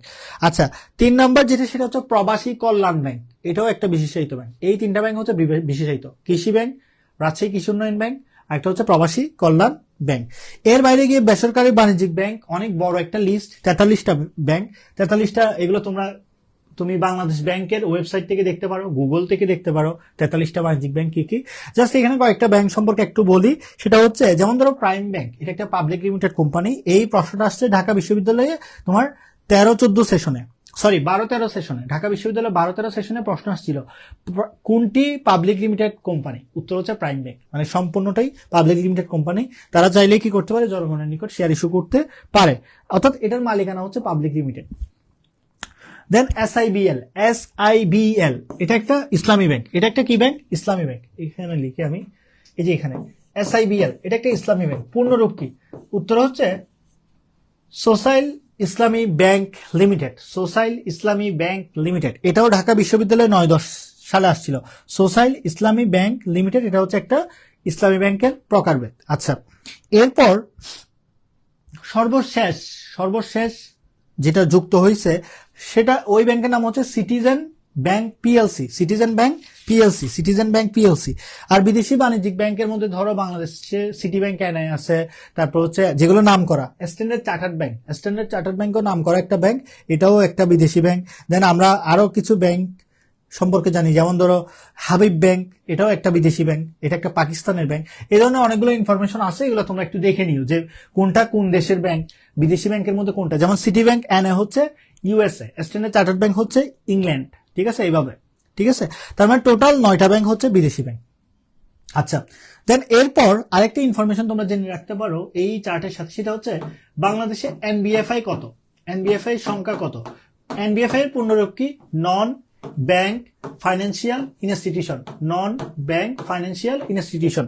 সো নন ব্যাংক ফাইন্যান্সিয়াল ইনস্টিটিউশন বলতে বোঝানো হচ্ছে যারা আর্থিক প্রতিষ্ঠান, যারা ব্যাংক না, এইসব প্রতিষ্ঠান চেক, ডিমান্ড ড্রাফট বলো, চেক বলো, তারপর হচ্ছে পে অর্ডার বলো, তারা ইস্যু করে না, বাট ব্যাংক করে। মানে ব্যাংক এবং এনবিএফআই এর মধ্যে ডিফারেন্স বলতেছি, সেটা হচ্ছে তারা cheque, pay order, demand draft কি করে না, তোমার হচ্ছে ইস্যু করে না, ইস্যু করতে পারে না। পাশাপাশি তারা যেটা ডিমান্ড ডিপোজিট বলে, ডিমান্ড ডিপোজিট বলতে বোঝানো হচ্ছে চাহিদা মতো যে টাকাটা পরিশোধ করতে হয় ব্যাংকে, চলতি হিসাবে যে টাকাটা নেয়, ওরা এই ধরনের কোনো ডিপোজিট গ্রহণ করে না। পাশাপাশি ব্যাংক কিন্তু বৈদেশিক বিনিময়ে অর্থায়ন করতে পারে, ব্যাংক বৈদেশিক বিনিময়ে অর্থায়ন করে কিসের মাধ্যমে, প্রত্যয়পত্র বা এলসি, লেটার অফ ক্রেডিটের মাধ্যমে। বাট এনবিএফআই কিন্তু এই পত্রপত্র বা লেটার অফ ক্রেডিটের বিষয়টা তারা ডিল করে না। পাশাপাশি ব্যাংক অনেক রকমের ফাইন্যান্সিং করে থাকে, ব্যাংক অনেক সময় দেখবা সিন্ডিকেটেড ফাইন্যান্সিং করে, ব্রিজ ফাইন্যান্সিং করে, লিজ ফাইন্যান্সিং করে। মানে ব্রিজ ফাইন্যান্সিং কোনটা, ওই যে স্বল্পমেয়াদী অর্থায়নে পড়াইছিলাম, স্বল্পমেয়াদী অর্থায়নের চ্যাপ্টারটা পড়লে বুঝতে পারবা যে তোমার দীর্ঘমেয়াদী একটা লোন লাগবে, দীর্ঘমেয়াদী লোনের মধ্যে তুমি একটা অন্তর্বর্তীকালীন একটা লোন লাগছে ওই প্রজেক্টটা নিয়ে কাজ করার জন্য। ফর এক্সাম্পল তুমি একটা জমির ব্যবসা করো, তুমি একটা মানে জমি ব্যবসায়ী, দেন তোমার হচ্ছে কোন একটা জমি কিনবা, অনেক সময় লাগবে, 2 বছর লাগবে, অনেক টাকা পয়সা লাগবে, মাঝখানে তোমার নিজের কোন একটা প্রজেক্টে চালানোর জন্য তুমি একটা স্বল্প সময়ের জন্য একটা লোন নিচ্ছ, বেশি সুদে লোন নিচ্ছ, এটাকে আমরা বলছি ব্রিজ ফাইন্যান্সিং। মানে দুইটা জিনিসের মধ্যে সেতু বন্ধক হিসেবে কাজ করে, এটাকে ব্রিজ ফাইন্যান্সিং বলে, এটা একটা স্বল্পমেয়াদী ঋণ। সো এটাও নন ব্যাংক ফাইন্যান্সিয়াল ইনস্টিটিউশন করে না, যেটা সাধারণ ব্যাংকগুলো করে। তার মানে তারা ব্রিজ ফাইন্যান্সিং, লিজ ফাইন্যান্সিং এবং হচ্ছে সিন্ডিকেটেড ফাইন্যান্সিং এগুলো করে না, যেটা ব্যাংক করে থাকে। এটাই হচ্ছে এনবিএফআই এবং ব্যাংকের মধ্যে পার্থক্য। সো এখানে বাংলাদেশে টোটাল এনবিএফআই এর সংখ্যা কত, আগে ছিল 34টা, এখন বর্তমানে এনবিএফআই এর সংখ্যা হচ্ছে 35টা। বাংলাদেশে এনবিএফআই এর সংখ্যা কত, 35টা বর্তমানে। আচ্ছা, তো এরপর আরেকটা ইনফরমেশন তোমার জেনে রাখতে হবে, সেটা হচ্ছে বাংলাদেশে ব্যাংক কিন্তু 2 ধরনের হয়। মানে বাংলাদেশ ব্যাংকের নিয়ম অনুযায়ী ব্যাংক কিন্তু 2 ধরনের, একটা হচ্ছে তালিকাভুক্ত ব্যাংক, একটা হচ্ছে অতালিকাভুক্ত ব্যাংক। সো যারা তালিকাভুক্ত তারা বাংলাদেশ ব্যাংকের একটা লিস্ট থাকে, একটা শিডিউল থাকে, ওই শিডিউলের মধ্যে থেকেই তারা কার্যক্রম পরিচালনা করে। বাংলাদেশ ব্যাংক ডাইরেক্টলি তাদেরকে কন্ট্রোল করে। বাংলাদেশ ব্যাংকে যে কোনো পলিসি তারা মানতে বাধ্য। বাংলাদেশ ব্যাংকের যাবতীয় rules and regulation, terms and condition তারা মেনেই কিন্তু ব্যাংকিং কার্যক্রম পরিচালনা করে। এই ধরনের ব্যাংকগুলোকে আমরা বলি তালিকাভুক্ত ব্যাংক। আর যেসব ব্যাংক তোমার হচ্ছে বাংলাদেশ ব্যাংকের লিস্টের আওতাধীন না, অর্থাৎ শিডিউলের আওতাধীন না, তাদেরকে বলা হচ্ছে অতালিকাভুক্ত ব্যাংক। বাংলাদেশে অতালিকাভুক্ত ব্যাংকের সংখ্যা কত বাংলাদেশে, বাংলাদেশ ব্যাংকের আন্ডারে, সেটা আচ্ছা আরেকটা ইনফরমেশন দিয়ে রাখি, সেটা হচ্ছে অতালিকাভুক্ত, তারা তালিকার বাইরে এবং তারা বাংলাদেশ ব্যাংকের রুলস এন্ড রেগুলেশনের বাইরে গিয়ে তাদের কার্যক্রম পরিচালনা করে। কিন্তু মজার বিষয় হচ্ছে বাংলাদেশ ব্যাংক ডাইরেক্টলি তাদেরকে কন্ট্রোল করে না, পরোক্ষভাবে বা ইনডাইরেক্টলি তাদেরকে কন্ট্রোল করে। সো বাংলাদেশে অতালিকাভুক্ত ব্যাংকের সংখ্যা হচ্ছে 5টা। অতালিকাভুক্ত ব্যাংকের সংখ্যা কয়টা, 5টা। তাহলে কোন কোন ব্যাংক লিখে নাও, কোন কোন ব্যাংক লিখে নাও। উত্তর হচ্ছে প্রথমটা হচ্ছে answer BDP bank, answer BDP bank, answer BDP উন্নয়ন ব্যাংক, আনসার বিডিপি উন্নয়ন ব্যাংক, এটা হচ্ছে একটা অতালিকাভুক্ত ব্যাংক। 2 নম্বর হচ্ছে কর্মসংস্থান ব্যাংক। আচ্ছা, 2 নম্বর হচ্ছে কর্মসংস্থান ব্যাংক, 2 নম্বরটা কি কর্মসংস্থান ব্যাংক। 3 নম্বর হচ্ছে তোমার গ্রামীণ ব্যাংক, ডক্টর মোহাম্মদ ইউনূস যেটার প্রতিষ্ঠাতা। গ্রামীণ ব্যাংক একটা অতালিকাভুক্ত ব্যাংক। আবার কেউ কেউ গ্রামীণ ব্যাংককে ব্যাংক বলতে পক্ষপাতিত্ব না, মানে তারা বলে যে এটা একটা আর্থিক প্রতিষ্ঠান, এটা একটা নন ব্যাংক আর্থিক প্রতিষ্ঠান বলতে রাজি। ওই যে এনবিএফআই বললাম না, এনবিএফআই এর মতো অনেকটা। আচ্ছা, দেন 4 নাম্বারটা হচ্ছে জুবিলি ব্যাংক। 4 নাম্বারটা হচ্ছে কি জুবলি ব্যাংক, 4 নাম্বারটা হচ্ছে জুবলি ব্যাংক। 5 নাম্বারটা হচ্ছে পল্লী সঞ্চয় ব্যাংক, 5 নাম্বারটা কি পল্লী সঞ্চয় ব্যাংক। এবং মজার বিষয় হচ্ছে পল্লী সঞ্চয় ব্যাংক কোনো বাণিজ্যিক ব্যাংক না, এটা একটা ক্ষুদ্র ঋণ প্রদানকারী আর্থিক প্রতিষ্ঠান। এবং এই প্রশ্নটা আসছিল ঢাকা বিশ্ববিদ্যালয়ে তোমার 17-18 সেশনে। ঢাকা বিশ্ববিদ্যালয়ে 17-18 সেশনে আসছিল নিচের কোনটি বাণিজ্যিক ব্যাংক নয়। উত্তর হচ্ছে পল্লী সঞ্চয় ব্যাংক। পল্লী সঞ্চয় ব্যাংক কোনো কি নয়, বাণিজ্যিক ব্যাংক নয়। ঢাকা বিশ্ববিদ্যালয়ে এই প্রশ্নটা আসছিল। আচ্ছা, তো এখানে আমরা হচ্ছে আনসার বিডিপি ব্যাংক নিয়ে বলছিলাম, তারপর হচ্ছে কর্মসংস্থান ব্যাংক, গ্রামীণ ব্যাংক, জুবিলি ব্যাংক, আর একটা হচ্ছে তোমার পল্লী সঞ্চয় ব্যাংক। তো এখানে গ্রামীণ ব্যাংক নিয়ে যদি বলি, এটা একটা বিশেষ আর্থিক প্রতিষ্ঠান, এটা প্রতিষ্ঠাতা হচ্ছে ডক্টর মোহাম্মদ ইউনূস। সো এটা যেটা করে, এটা হচ্ছে যারা কিনা ভিত্তহীন, মানে যাদের আর্থিক অবস্থা দুর্বল, ভিত্তহীন বলতে বোঝানো হচ্ছে মধ্যবিত্ততেও পড়ে না, নিম্নবিত্ততেও পড়ে না, বা যারা কিনা খুবই লোয়ার ক্লাস বিলং করে। সো এই ধরনের ব্যক্তিবর্গকে তারা কি দেয়, তারা হচ্ছে জামানত বাদেই লোন দেয়, অর্থাৎ জামানতবিহীন লোন দেয়। এবং বলা হচ্ছে কোন ব্যাংক জামানতবিহীন লোন দেয়। ঢাকা বিশ্ববিদ্যালয়ে তোমার হচ্ছে 2007-8 সেশনের দিকে একটা প্রশ্ন আসছিল, সেটা হচ্ছে নিচের কোনটি জামানতবিহীন লোন দেয়। উত্তর হচ্ছে গ্রামীণ ব্যাংক। সো এইটা ঢাকা বিশ্ববিদ্যালয়ে 7-8 সেশনে আসছিল। দেন এরপর আমরা হচ্ছে এই চ্যাপ্টারের আরো কিছু কনসেপ্ট নিয়ে আলোচনা করব। সেটা হচ্ছে ব্যাংককে আমরা হচ্ছে কয়েকটা ক্যাটাগরিতে ভাগ করব। একটা হচ্ছে মালিকানার ভিত্তিতে ব্যাংক। এখন আমরা দেখতেছি কি, আমরা দেখব ব্যাংকের প্রকারভেদ। সো আমরা কিসের ভিত্তিতে দেখব, প্রথমটা দেখছি মালিকানার ভিত্তিতে। কিসের ভিত্তিতে? মালিকানার ভিত্তিতে ব্যাংকের শ্রেণী বিভাগ। তো মালিকানার ভিত্তিতে প্রথমটা হচ্ছে সরকারি ব্যাংক, অর্থাৎ যেই ব্যাংক সরকার নিজেই নিয়ন্ত্রণ করে, সরকারি উদ্যোগে পরিচালিত হয়, নিয়ন্ত্রিত হয়, গঠিত হয়, এই ধরনের ব্যাংককে আমরা সরকারি ব্যাংক বলে থাকি। বাংলাদেশে অ্যাকচুয়ালি সরকারি ব্যাংক হচ্ছে সোনালী ব্যাংক, যার মালিকানা 100% সরকারের। এবং বাংলাদেশ ব্যাংকের পর যতগুলো মেজর ডিউটি আছে সবগুলোই কিন্তু পালন করে সোনালী ব্যাংক। ঠিক আছে, এটা মাথায় রাখবা। এবং মজার বিষয় হচ্ছে এই যে এই সোনালী ব্যাংক, বাংলাদেশে যতগুলো সরকারি ব্যাংক আছে এবং যতগুলো ব্যাংক আছে, সবগুলো ব্যাংকের মধ্যে সবচাইতে বেশি পরিমাণ শাখা আছে সোনালী ব্যাংকের। মানে সরকারি ব্যাংকের মধ্যে সোনালী ব্যাংক, আর বেসরকারি ব্যাংকের মধ্যে হচ্ছে পূবালী ব্যাংক। পূবালী ব্যাংকে সবচেয়ে বেশি শাখা আছে, আর সরকারির মধ্যে হচ্ছে তোমার সোনালী ব্যাংক। সো এটা হচ্ছে একটা সরকারি ব্যাংকের এক্সাম্পল, প্রথমটা। 2 নম্বর যেটা, সেটা হচ্ছে একটা বেসরকারি ব্যাংক। বেসরকারি ব্যাংক বলতে বোঝানো হচ্ছে এটা সরকারের আন্ডারে না, কোন একজন ইন্ডিভিজুয়াল ব্যক্তি নিজে উদ্যোগ নিয়ে পরিচালনা করতেছে, নিজে নিয়ন্ত্রণ করতেছে, নিজে গঠন করতেছে, এমন একটা ব্যাংককে আমরা বলি তোমার বেসরকারি ব্যাংক। তো বাংলাদেশে বেসরকারি ব্যাংকের এক্সাম্পল ওই যে বলছিলাম, 1983 সালের দিকে বিরাষ্ট্রীকরণ প্রক্রিয়ার মাধ্যমে পূবালী এবং উত্তরা ব্যাংকে কি করা হয়, বেসরকারি খাতে ছেড়ে দেওয়া হয়। সো এটাকে আমরা বলি বেসরকারি ব্যাংক। সো বাংলাদেশের বেসরকারি ব্যাংকের এক্সাম্পল হচ্ছে পূবালী এবং উত্তরা। 3 নম্বর যেটা হতে পারে, 3 নম্বর হতে পারে তোমার স্বায়ত্তশাসিত ব্যাংক। স্বায়ত্তশাসিত ব্যাংক বলতে বোঝানো হচ্ছে তারা নিজেরা নিজেদের মতো করে রুল করে চলে, সংবিধানের বিশেষ কোনো নিয়মের প্রেক্ষিতে অথবা বিশেষ কোনো আইনের প্রেক্ষিতে তারা গঠন করা হয়েছে। তারা নিজেরা নিজেদের মতো করে নিয়ম করে চলে, এবং তাদের বলা যায় তাদেরকে সরকার ইনডাইরেক্টলি কন্ট্রোল করে কিছুটা, বাট হ্যাঁ, তারা বিশেষ কোনো একটা আইন মেনটেন করেই তারা কিন্তু গঠন করা হয়, এবং অথবা সংবিধানের কোনো একটা বিশেষ অধ্যাদেশের ভিত্তিতে এই ব্যাংকটা গঠন করা হয়। এটাকে আমরা স্বায়ত্তশাসিত ব্যাংক বলে থাকি।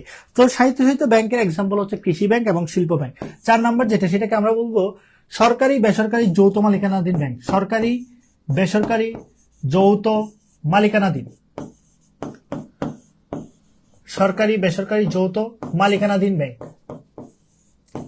সরকারি বেসরকারি যৌথ মালিকানাধীন ব্যাংক। তার মানে এখানে সরকারের একটা পার্সেন্টেজ থাকবে, বেসরকারি বিভিন্ন ব্যক্তিবর্গেরও একটা পার্সেন্টেজ থাকবে।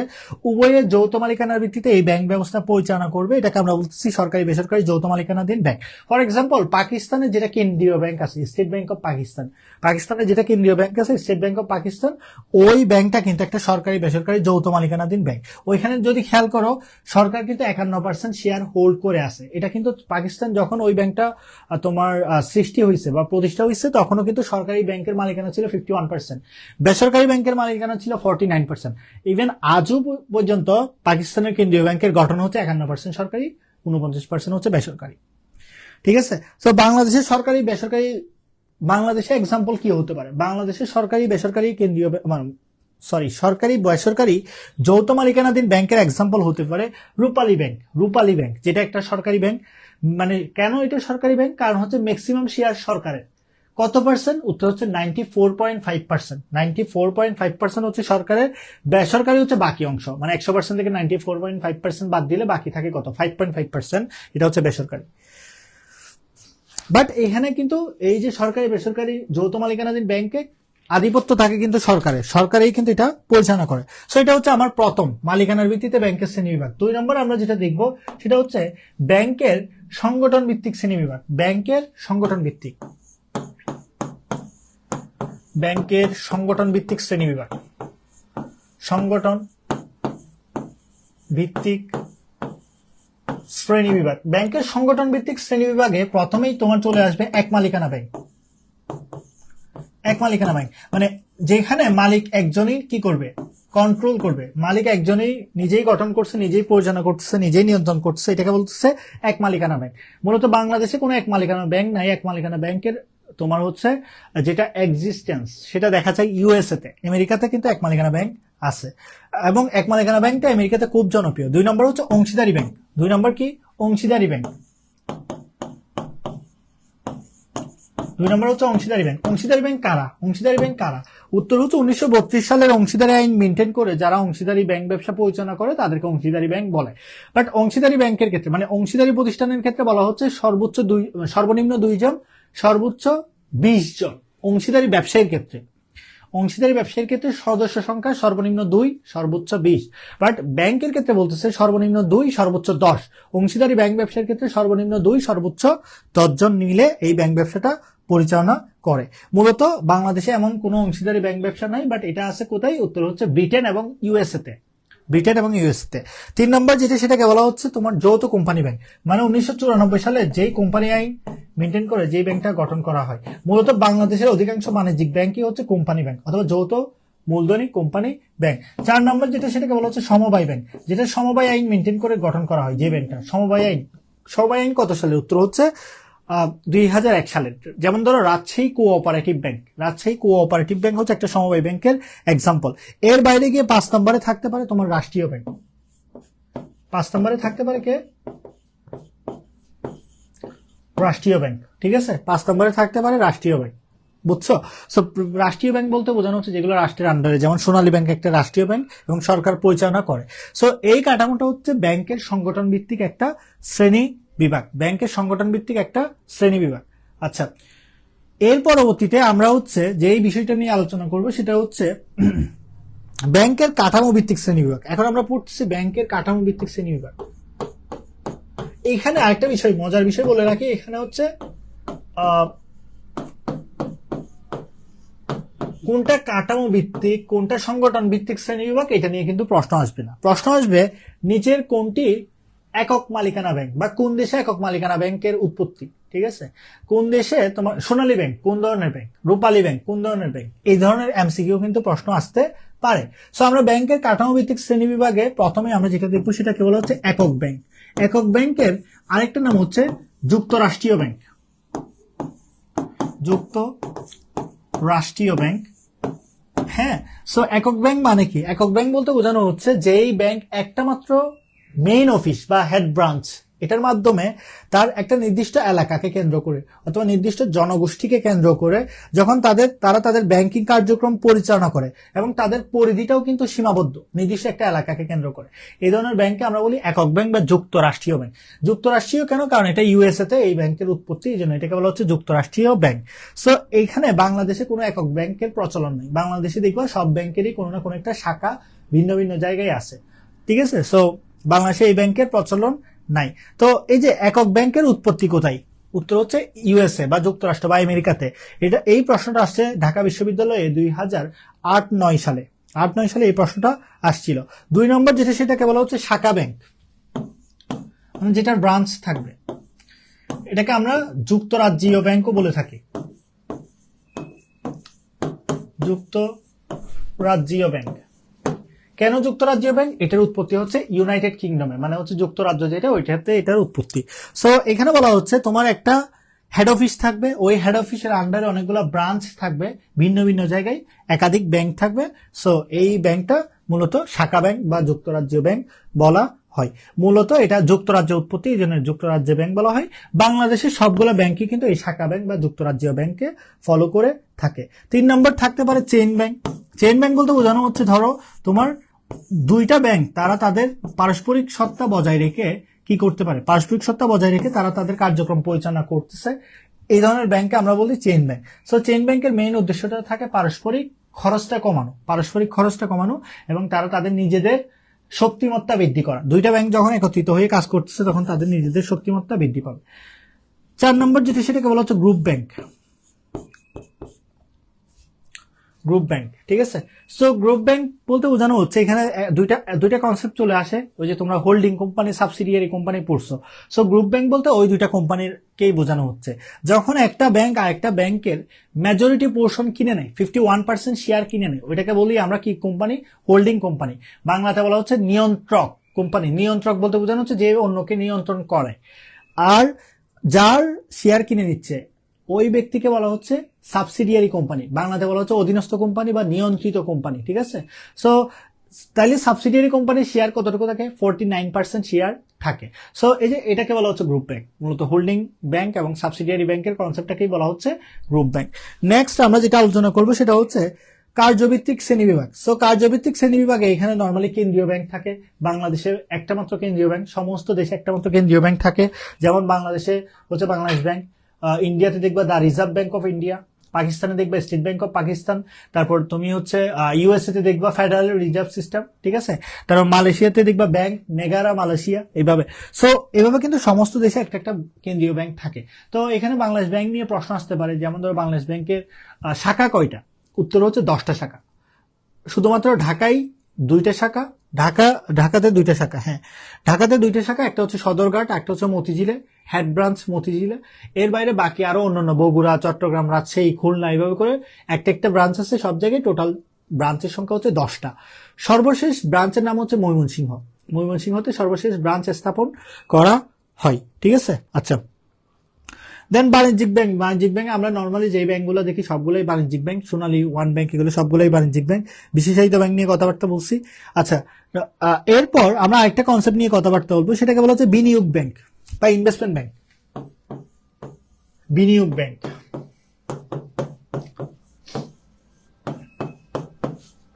বিনিয়োগ ব্যাংকের আরেকটা নাম হচ্ছে মার্চেন্ট ব্যাংক। মার্চেন্ট ব্যাংক এবং বিনিয়োগ ব্যাংকের আরেকটা নাম যে মার্চেন্ট ব্যাংক, এটা নিয়ে ঢাকা বিশ্ববিদ্যালয়ে প্রশ্ন আসছিল কত সালে? ঢাকা বিশ্ববিদ্যালয়ে তোমার 17-18 সালে প্রশ্নটা আসছিল। ঢাকা বিশ্ববিদ্যালয়ে 17-18 সালে প্রশ্নটা আসছিল যে বিনিয়োগ ব্যাংক, মার্চেন্ট ব্যাংক বলতে কি বোঝায়? উত্তর হচ্ছে বিনিয়োগ ব্যাংক যেটা, সেটাই মার্চেন্ট ব্যাংক। আচ্ছা, সো বিনিয়োগ ব্যাংক কাকে বলে? এটার ডেফিনেশনটা হচ্ছে বিনিয়োগ ব্যাংক অবলেখকের কাজ করে। মানে বিনিয়োগ ব্যাংকের কার্যাবলীগুলো দিয়ে বিনিয়োগ ব্যাংকের ডেফিনেশনটা বোঝাবো। অবলেখকের কাজ করে। বিনিয়োগ ব্যাংক কি কাজ করে? অবলেখকের কাজ করে, ঠিক আছে। দেন বিনিয়োগ ব্যাংক যেটা করে সেটা হচ্ছে বিনিয়োগ ব্যাংক মার্জার এন্ড অ্যাকুইজিশন করে।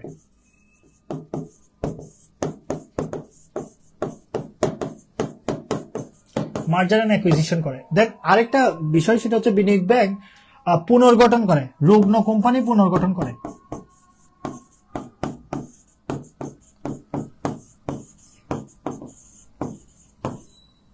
পুনর্গঠন করে, ঠিক আছে, ঠিক আছে। রুগ্ন কোম্পানি পুনর্গঠন, যেটাকে ইংলিশে বলা হচ্ছে রিঅর্গানাইজেশন, ঠিক আছে। হ্যাঁ, রিঅর্গানাইজেশন।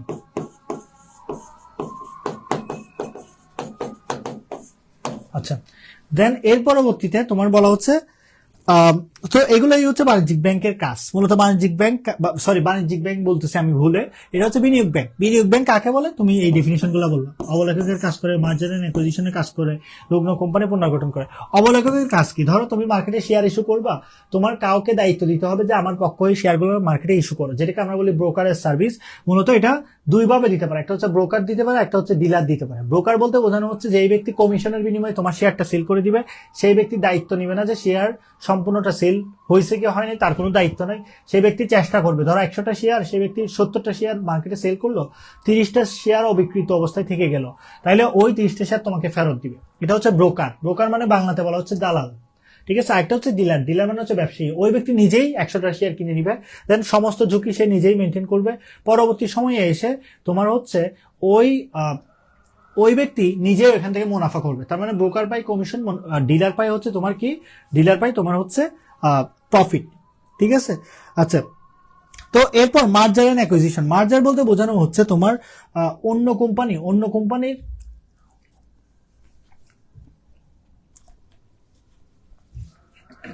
একটু ওয়েট,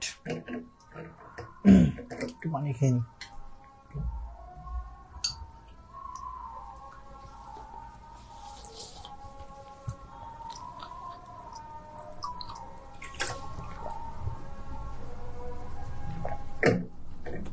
আচ্ছা, মার্জার এন্ড অ্যাকুইজিশন নিয়ে কথাবার্তা বলতেছিলাম আমরা।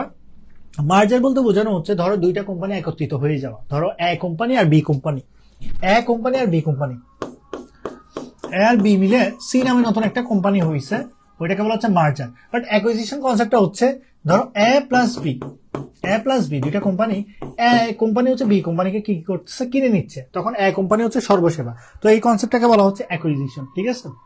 আচ্ছা, তো এরপর আমরা হচ্ছে বাংলাদেশে বিনিয়োগ ব্যাংকের এক্সাম্পল কি হতে পারে? বাংলাদেশ ব্যাংক বিনিয়োগ ব্যাংকের এক্সাম্পল হচ্ছে ICB, investment corporation Bangladesh. Investment corporation Bangladesh হচ্ছে বাংলাদেশের বিনিয়োগ ব্যাংকের একটা এক্সাম্পল, ঠিক আছে। সো এই ছিল মোটামুটি আমাদের প্রথম চ্যাপ্টার। আমরা সেকেন্ড চ্যাপ্টারে চলে যাব, আমাদের যেটা সেকেন্ড লার্নিং আউটকাম, এখানে চলে যাব। সেকেন্ড লার্নিং আউটকামে আমরা কেন্দ্রীয় ব্যাংক নিয়ে কথাবার্তা বলবো। সো কেন্দ্রীয় ব্যাংক কাকে বলে, কি, এগুলো নিয়ে কথাবার্তা বলবো।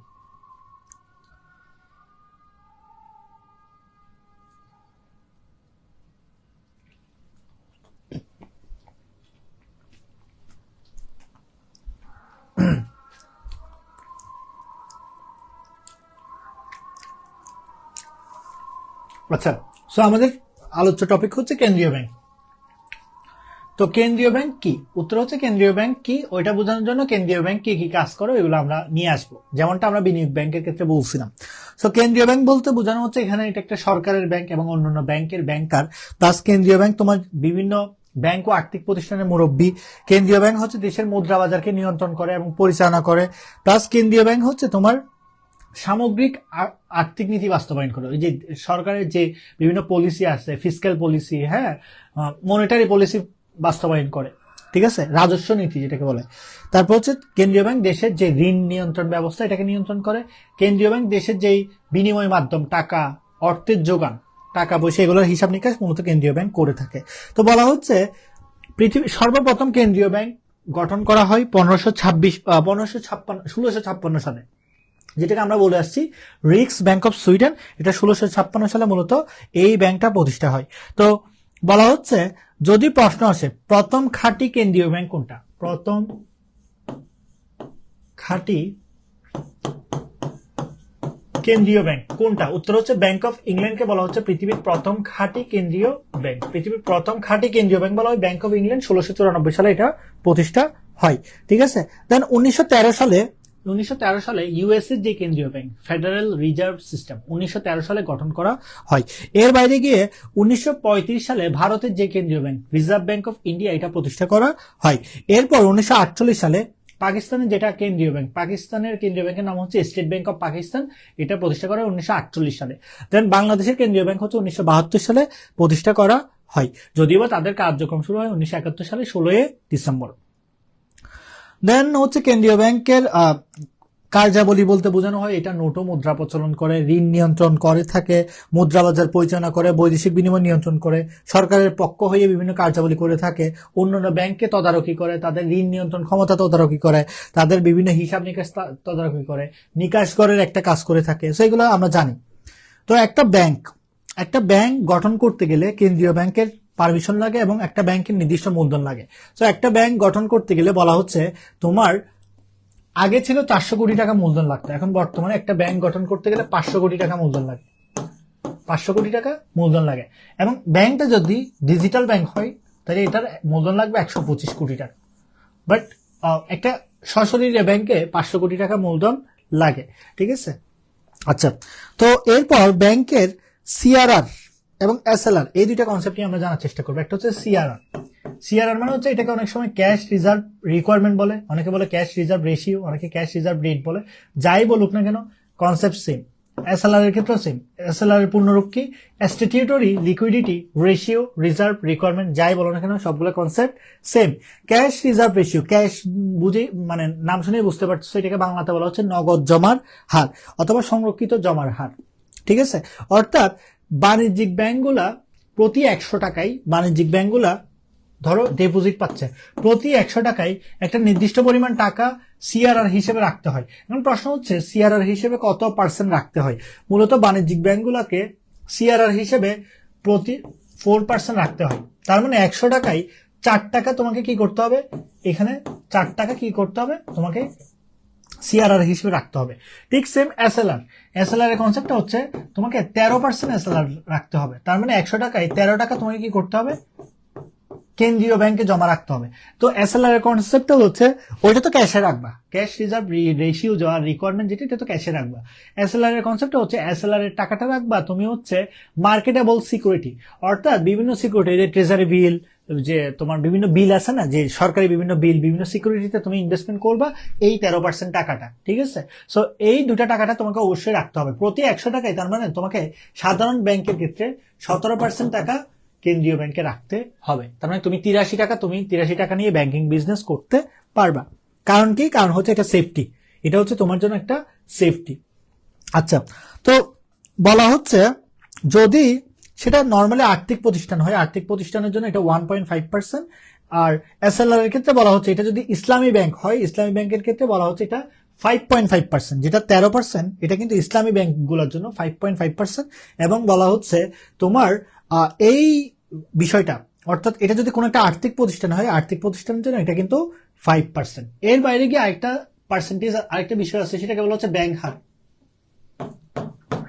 ব্যাংক হার মানে কি? ব্যাংক হার মানে বোঝানো হচ্ছে কেন্দ্রীয় ব্যাংক থেকে বাণিজ্যিক ব্যাংক গুলা যেই পার্সেন্টেজে লোন নেয়, অথবা কেন্দ্রীয় ব্যাংকে বাণিজ্যিক ব্যাংকগুলা প্রথম শ্রেণীর যে সিকিউরিটি গুলা থাকে এগুলা যেই পার্সেন্টেজে ভাগটা করে ওইটাকে বলা হচ্ছে ব্যাংক হার। তো মূলত বাংলাদেশে বর্তমানে ব্যাংক হার হচ্ছে 4%, ঠিক আছে, এটাও জেনে রাখা ভালো। দেন এরপর এখানে আমরা বিভিন্ন ব্যাংকের পরিচিতি নিয়ে জানবো, বিভিন্ন কেন্দ্রীয় ব্যাংক, বিভিন্ন দেশের কেন্দ্রীয় ব্যাংক। প্রথমেই চলে আসবে আমাদের হচ্ছে বাংলাদেশ ব্যাংক। এটা 1972 সালে রাষ্ট্রপতি আদেশ মাধ্যমে গঠন করা হয়, আমরা অলরেডি জানি। সো বাংলাদেশ ব্যাংকের যিনি প্রধান ওনাকে বলা হয় গভর্নর, এবং গভর্নরের মেয়াদকাল থাকে 4 বছর। বাংলাদেশের বর্তমান গভর্নরের নাম হচ্ছে আব্দুর রউফ তালুকদার, এবং উনি হচ্ছে 12তম গভর্নর, বাংলাদেশের 12তম গভর্নর, ঠিক আছে। দেন প্রথম গভর্নরের নাম কি? প্রথম গভর্নরের নাম হচ্ছে N Hamidullah. Then bank of England নিয়ে যদি বলি, এটা ইংল্যান্ডের একটা কেন্দ্রীয় ব্যাংক, এবং এটা 1694 সালে গঠন করা হয়। এটার হেড অফিস হচ্ছে লন্ডনে। দেন এর পরবর্তীতে এটা এখানে ব্যাংক অফ ইংল্যান্ড যেটা, এটা সৃষ্টির পিছনে বা এটা উৎপত্তির পিছনে একজন মানে 2 ধরনের মানুষের অবদানের কথা বলা হয়। একজনের নাম হচ্ছে উইলিয়াম প্যাটারসন নামে একজন ব্যক্তি, উনি একজন ব্রিটিশ ব্যবসায়ী ছিল, ওনার অবদানের কথা স্বীকার করা হয়। আরেকজন হচ্ছে একটা ইহুদি দল ছিল যারা মনে হয় ইতালি থেকে ইংল্যান্ডে গেছিল, ওরা অবদান রাখে এই ব্যাংকটা সৃষ্টির পিছনে। আচ্ছা, দেন এটা হচ্ছে পরবর্তী সময়ে জাতীয়করণ করা হয়। তারপর হচ্ছে 3 নম্বরে আমি যেই ব্যাংক নিয়ে কথাবার্তা বলবো, যেই দেশের কেন্দ্রীয় ব্যাংক, সেটা হচ্ছে ইউএসএ। তাদের কেন্দ্রীয় ব্যাংকের নাম হচ্ছে ফেডারেল রিজার্ভ সিস্টেম। সো এটা 1913 সালে গঠন করা হয়। এটার সদর দপ্তর হচ্ছে ওয়াশিংটনে। সদর দপ্তর কোথায়? ওয়াশিংটনে। আচ্ছা, 4 নম্বর যেটা, সেটা হচ্ছে দি রিজার্ভ ব্যাংক অফ ইন্ডিয়া। এটা 1935 সালে গঠন করা হয়, ভারতের কেন্দ্রীয় ব্যাংক, ঠিক আছে। সো এটা পরবর্তী সময়ে জাতীয়করণ করা হয়। আর পাকিস্তানেরটা, যেটা পাকিস্তানের কেন্দ্রীয় bank, the state bank of Pakistan, এটা 1948 সালে গঠন করা হয়, যদিও বা পাকিস্তান স্বাধীন হয় 1947 সালে। আচ্ছা, দেন ওই যে বললাম এটার 51% মালিকানা সরকারি, 49% মালিকানা বেসরকারি। তো এই পর্যন্ত আমাদের ইনফরমেটিভ ইনফরমেশন গুলা ছিল। দেন আমরা হচ্ছে পরবর্তী কনসেপ্টে যেটা আলোচনা করবো সেটা হচ্ছে ঋণ নিয়ন্ত্রণ। ঋণ নিয়ন্ত্রণ কাকে বলে? ঋণ নিয়ন্ত্রণ বলতে বোঝানো হচ্ছে দেশের ঋণের কি পরিমাণ ঋণ দেশের মধ্যে আছে, অর্থাৎ আমি যদি বলি দেশে কি পরিমাণ ঋণ তোমার কি হচ্ছে, সার্কুলেট হচ্ছে, ঋণের ফ্লোটা সার্কুলেট হচ্ছে।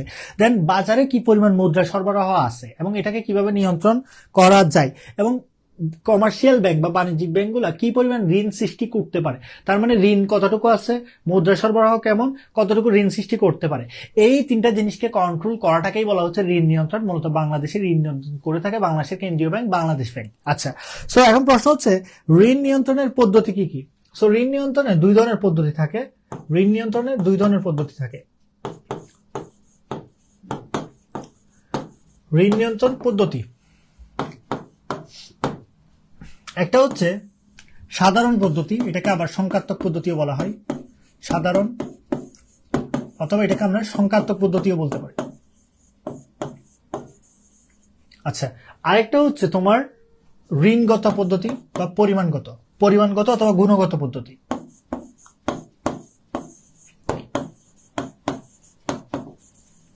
অথবা গুণগত পদ্ধতি, এই দুইভাবে কিন্তু মূলত ঋণ নিয়ন্ত্রণ করা হয়। সো ঋণ নিয়ন্ত্রণের সাধারণ বা সংখ্যাত্মক পদ্ধতিতে প্রথমে চলে আসে ব্যাংক হার, ঠিক আছে, ব্যাংক হার। 2 নম্বরে আসে তোমার হচ্ছে 2 নম্বরে যেটা আসে তার নাম হচ্ছে খোলা বাজার নীতি, খোলা বাজার নীতি। 3 নম্বর যেটা আসে সেটাকে বলা হচ্ছে জমার হার পরিবর্তন নীতি, ঠিক আছে।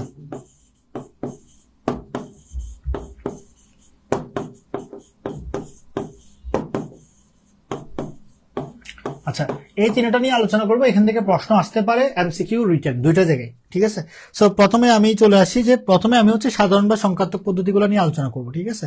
আচ্ছা, প্রথম যেটা পদ্ধতি সেটাকে বলা হচ্ছে ব্যাংক হার নীতি। ব্যাংক হার নীতি, এটা নিয়ে আমরা আলোচনা করব, ব্যাংক হার নীতি। আচ্ছা, সো প্রথমটা নিয়ে আলোচনা করব ব্যাংক হার নীতি। ব্যাংক হার নীতি বলতে কি বোঝায়? আচ্ছা, সো এই যে ব্যাংক হার কি, ওই যে তোমার কেন্দ্রীয় ব্যাংক থেকে বাণিজ্যিক ব্যাংকগুলো যে হারে ঋণ নেয় অথবা প্রথম শ্রেণীর সিকিউরিটিগুলো বাট্টা করে, ওইটাকে আমরা ব্যাংক হার বলি। এই ব্যাংক হারটা হ্রাস বৃদ্ধি করে কি করা যায়, তোমার ঋণের পরিমাণটা কন্ট্রোল করা যায়। কিভাবে?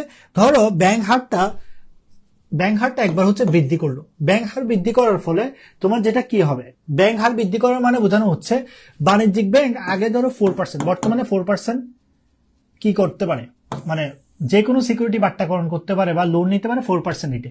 ব্যাংক হার বৃদ্ধি করার মানে হচ্ছে এটা 6%-এ দাঁড়াবে, 6%-এ দাঁড়াবে।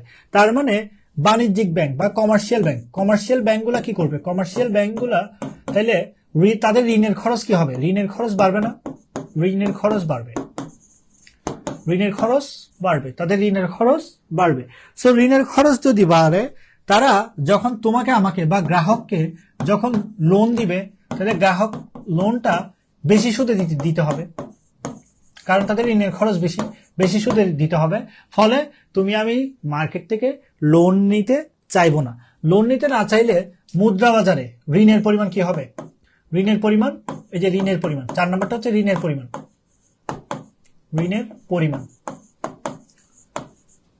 এটা একটা, ঠিক আছে।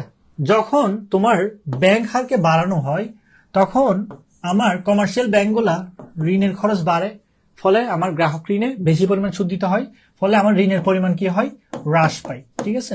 ঠিক সেম উল্টা হিসাব করো, যখন আমার ব্যাংক হার কমে 4% থেকে 3.5% চলে আসলো, তখন আমার ঋণের খরচ কমবে, আমাকে সুদ দিতে হবে কম, আমার ঋণের পরিমাণ বাড়বে। তখন আমি তুমি সবাই বেশি বেশি করে লোন নেওয়া শুরু করব, বা হচ্ছে মানে আমি না, নর্মালি এটা কমার্শিয়াল ব্যাংক বাংলাদেশ ব্যাংক থেকে বেশি পরিমাণ লোন নিবে কেন, কারণ হচ্ছে সুদের পরিমাণ তো কম। সো তখন বাণিজ্যিক ব্যাংক এভেলেবেল লোন দিতে পারবে বেশি সংখ্যক মানুষকে, তখন তুমি আমি সহজে কম সুদে লোন নিতে পারবো। এটাকে বলা হচ্ছে ব্যাংক হার নীতি। সো 2 নম্বর যে নীতিটা ছিল সেটা হচ্ছে খোলা বাজারের নীতি। এই যে এখানে যদি খেয়াল করো, 2 নম্বর নীতি ছিল খোলা বাজার নীতি। খোলা বাজার নীতি বলতে বোঝানো হচ্ছে তোমার যেটা সেন্ট্রাল ব্যাংক, কেন্দ্রীয় ব্যাংক, তারা সে খোলা বাজারে বিভিন্ন আইটেম সেল করে থাকে, মানে তার সরকারি আইটেমগুলো, সরকারি বিভিন্ন সিকিউরিটি বলো, বন্ড বলো, হ্যাঁ, বিভিন্ন আইটেমগুলো সেল করে থাকে, মানে বন্ড এবং সিকিউরিটি। তো বন্ড এবং সিকিউরিটি যদি বিক্রি করা হয়, তাহলে ক্যাশ টাকা কি হয়, তার কিন্তু সে হচ্ছে এগুলো বাণিজ্যিক ব্যাংকের মাধ্যমে সেল করে এই বন্ড বা সিকিউরিটিস গুলা। তো বাণিজ্যিক ব্যাংক যদি বেশি বেশি পরিমাণ এটা কেন্দ্রীয় ব্যাংক সেল করে, তাহলে বাণিজ্যিক ব্যাংক বেশি বেশি পরিমাণ টাকা পয়সা পাচ্ছে, মানে অধিক পরিমাণে টাকা পয়সা পাচ্ছে। সো মানে সরকারি বিলগুলোর টাকা পয়সা পাচ্ছে।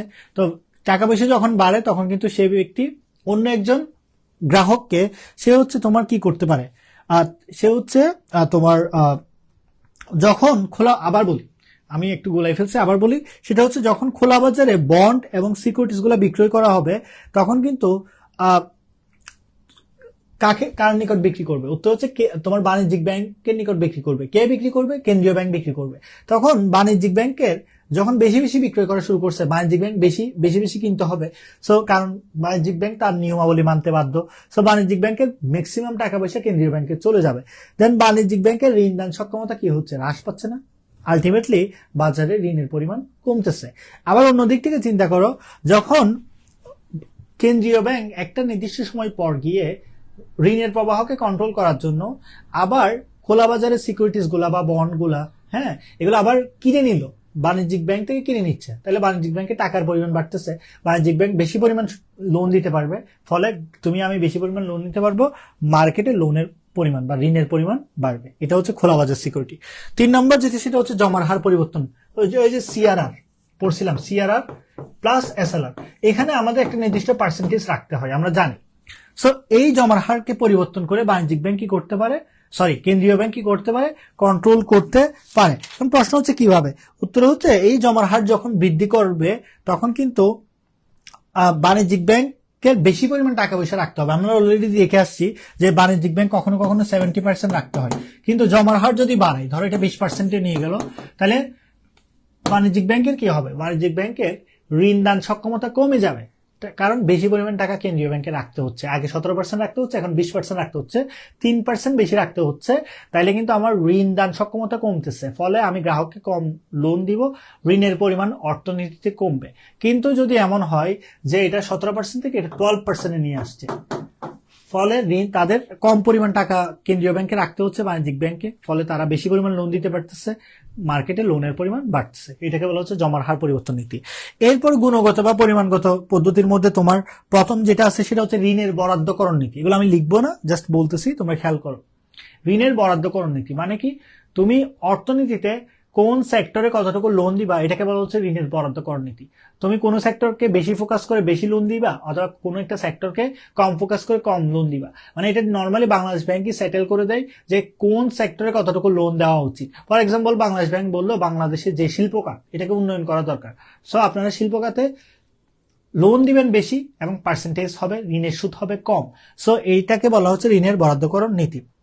2 নম্বর যেটা, সেটাকে বলা হচ্ছে ভোগ্য পণ্যের ঋণ নিয়ন্ত্রণ নীতি। ভোগ্য পণ্যের ঋণ নিয়ন্ত্রণ নীতি, তুমি আমি যখন বিভিন্ন কনজিউমার লোন গুলা নিই, অনেক সময় অনেকে বাড়ি কেনার জন্য লোন নেয়, গাড়ি কেনার জন্য লোন নেয়, ফ্রিজ কেনার জন্য লোন নেয়, এসি কেনার জন্য লোন নেয়, মোবাইল কেনার জন্য লোন নেয়, এই লোনের একটা পার্সেন্টেজ থাকে, এটাকে চেঞ্জ করেও কিন্তু কি করা যায়, তোমার ঋণ নিয়ন্ত্রণ করা যায়। তার মানে হচ্ছে যেটা ঋণের বরাদ্দকরণ নীতি, এটা কিন্তু এখানে 1 নম্বরে আসবে। 2 নম্বরে আসবে ভোগ্য পণ্যের ঋণ নিয়ন্ত্রণ নীতি। 3 নম্বর হচ্ছে জামানতি ঋণের প্রান্তিক হার। এটা লিখে রাখো, জামানতি ঋণের প্রান্তিক হার। তুমি আমি যখন লোন নেই তখন আমাকে জামানত রাখতে হয়, তাই না? সো জামানত রাখার ক্ষেত্রে নর্মালি সিস্টেমটা হচ্ছে, ব্যাংকের সিস্টেমটা হচ্ছে এমন, জামানত বেশি রাখতে হয়, ঋণের পরিমাণ কম হয়। ফর এক্সাম্পল, তুমি হচ্ছে 100 টাকা নর্মালি ব্যাংকের হাতে আছে, ব্যাংক হচ্ছে লোন দিবে তোমাকে, ব্যাংক তোমাকে 85,000 টাকা লোন দিল, বাট ব্যাংকের আছে 100 টাকা। তার মানে ব্যাংক জামানত রাখতেছে, ধরো এরকম, ব্যাংক তোমার কাছ থেকে জামানত নিচ্ছে 100 টাকা, তোমাকে লোন দিচ্ছে 85 টাকা, তাইলে বাকি যেই 15 টাকা, এটা কিন্তু ব্যাংকের জামানতি প্রান্তিক হার।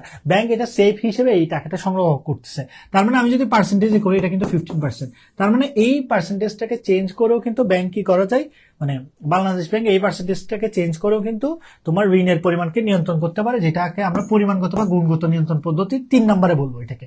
4 নম্বর যেটা, সেটা হচ্ছে নৈতিক পরিচালনা। নৈতিক প্ররোচনা মানে কেন্দ্রীয় ব্যাংক অনেক সময় বিভিন্ন উপদেশ পরামর্শ দিতে পারে, প্রচারণামূলক। কেন্দ্রীয় ব্যাংক অনেক সময় বিভিন্ন প্রচার প্রসার করেও কিন্তু ঋণ নীতি কন্ট্রোল করতে পারে। এরপর আমরা হচ্ছে যে আইটেম নিয়ে কথাবার্তা বলবো, সেটা হচ্ছে নিকাশ কর। নিকাশ কর বলতে বোঝানো হচ্ছে বর্তমানে ব্যাংকগুলো একটা একটার সাথে ইন্টারকানেক্টেড। সো তখন তোমার অনেক সময় সোনালী ব্যাংকের চেক তুমি রূপালী ব্যাংকে জমা দাও, রূপালী ব্যাংকের চেক জনতা ব্যাংকে জমা দাও, এভাবে করে কিন্তু তোমার অনেক সময় ট্রানজাকশন গুলো করতে হয়। সো এই যে একটা ব্যাংকের সাথে অন্য ব্যাংকের কার্যক্রম, তাদের যে টাকা পয়সার আদান প্রদান, এগুলো কিন্তু করতে হয়। সো এটা করতে গিয়ে অনেক সময় তো তাদের মধ্যে যেই লেনদেনগুলো হচ্ছে এগুলো নিষ্পত্তি করতে হয়। সো এই যে আন্তঃব্যাংক লেনদেন নিষ্পত্তি করার জন্য মূলত যেই কনসেপ্টটা চলে আসছে সেটাকে বলা হচ্ছে নিকাশঘর বা ক্লিয়ারিং হাউস, এবং এই কাজটা করে মূলত বাংলাদেশ ব্যাংক। এই কাজটা কি করে বাংলাদেশ ব্যাংক, নিকাশঘরের কাজটা কমপ্লিট করে বাংলাদেশ ব্যাংক। তো বাংলাদেশ ব্যাংক, এখন তোমরা আমাকে বলতে পারো ভাইয়া আপনি তো বললেন বাংলাদেশ ব্যাংকের শাখা হচ্ছে 10টা, তার মানে বাংলাদেশ ব্যাংক 10টা জায়গায় নিকাশঘরের কার্যক্রম পরিচালনা করে। বাট যেসব জায়গায় বাংলাদেশ ব্যাংকের শাখা নাই ওই সব জায়গায় বাংলাদেশ ব্যাংকের কার্যক্রম পরিচালনা করে কে, প্রশ্ন হতে পারে। ওইসব জায়গায় বাংলাদেশ ব্যাংকের কার্যক্রম পরিচালনা করে মূলত সোনালী ব্যাংক। সোনালী ব্যাংক সরকারের সবচাইতে বেশি প্রতিনিধিত্ব করে, সরকারি ব্যাংক হিসেবে সবচাইতে বেশি জায়গায় প্রতিনিধিত্ব করে, সেটা হচ্ছে সোনালী ব্যাংক। তার মানে নিকাশঘরের দায়িত্বটা কমপ্লিট করে সোনালী ব্যাংক।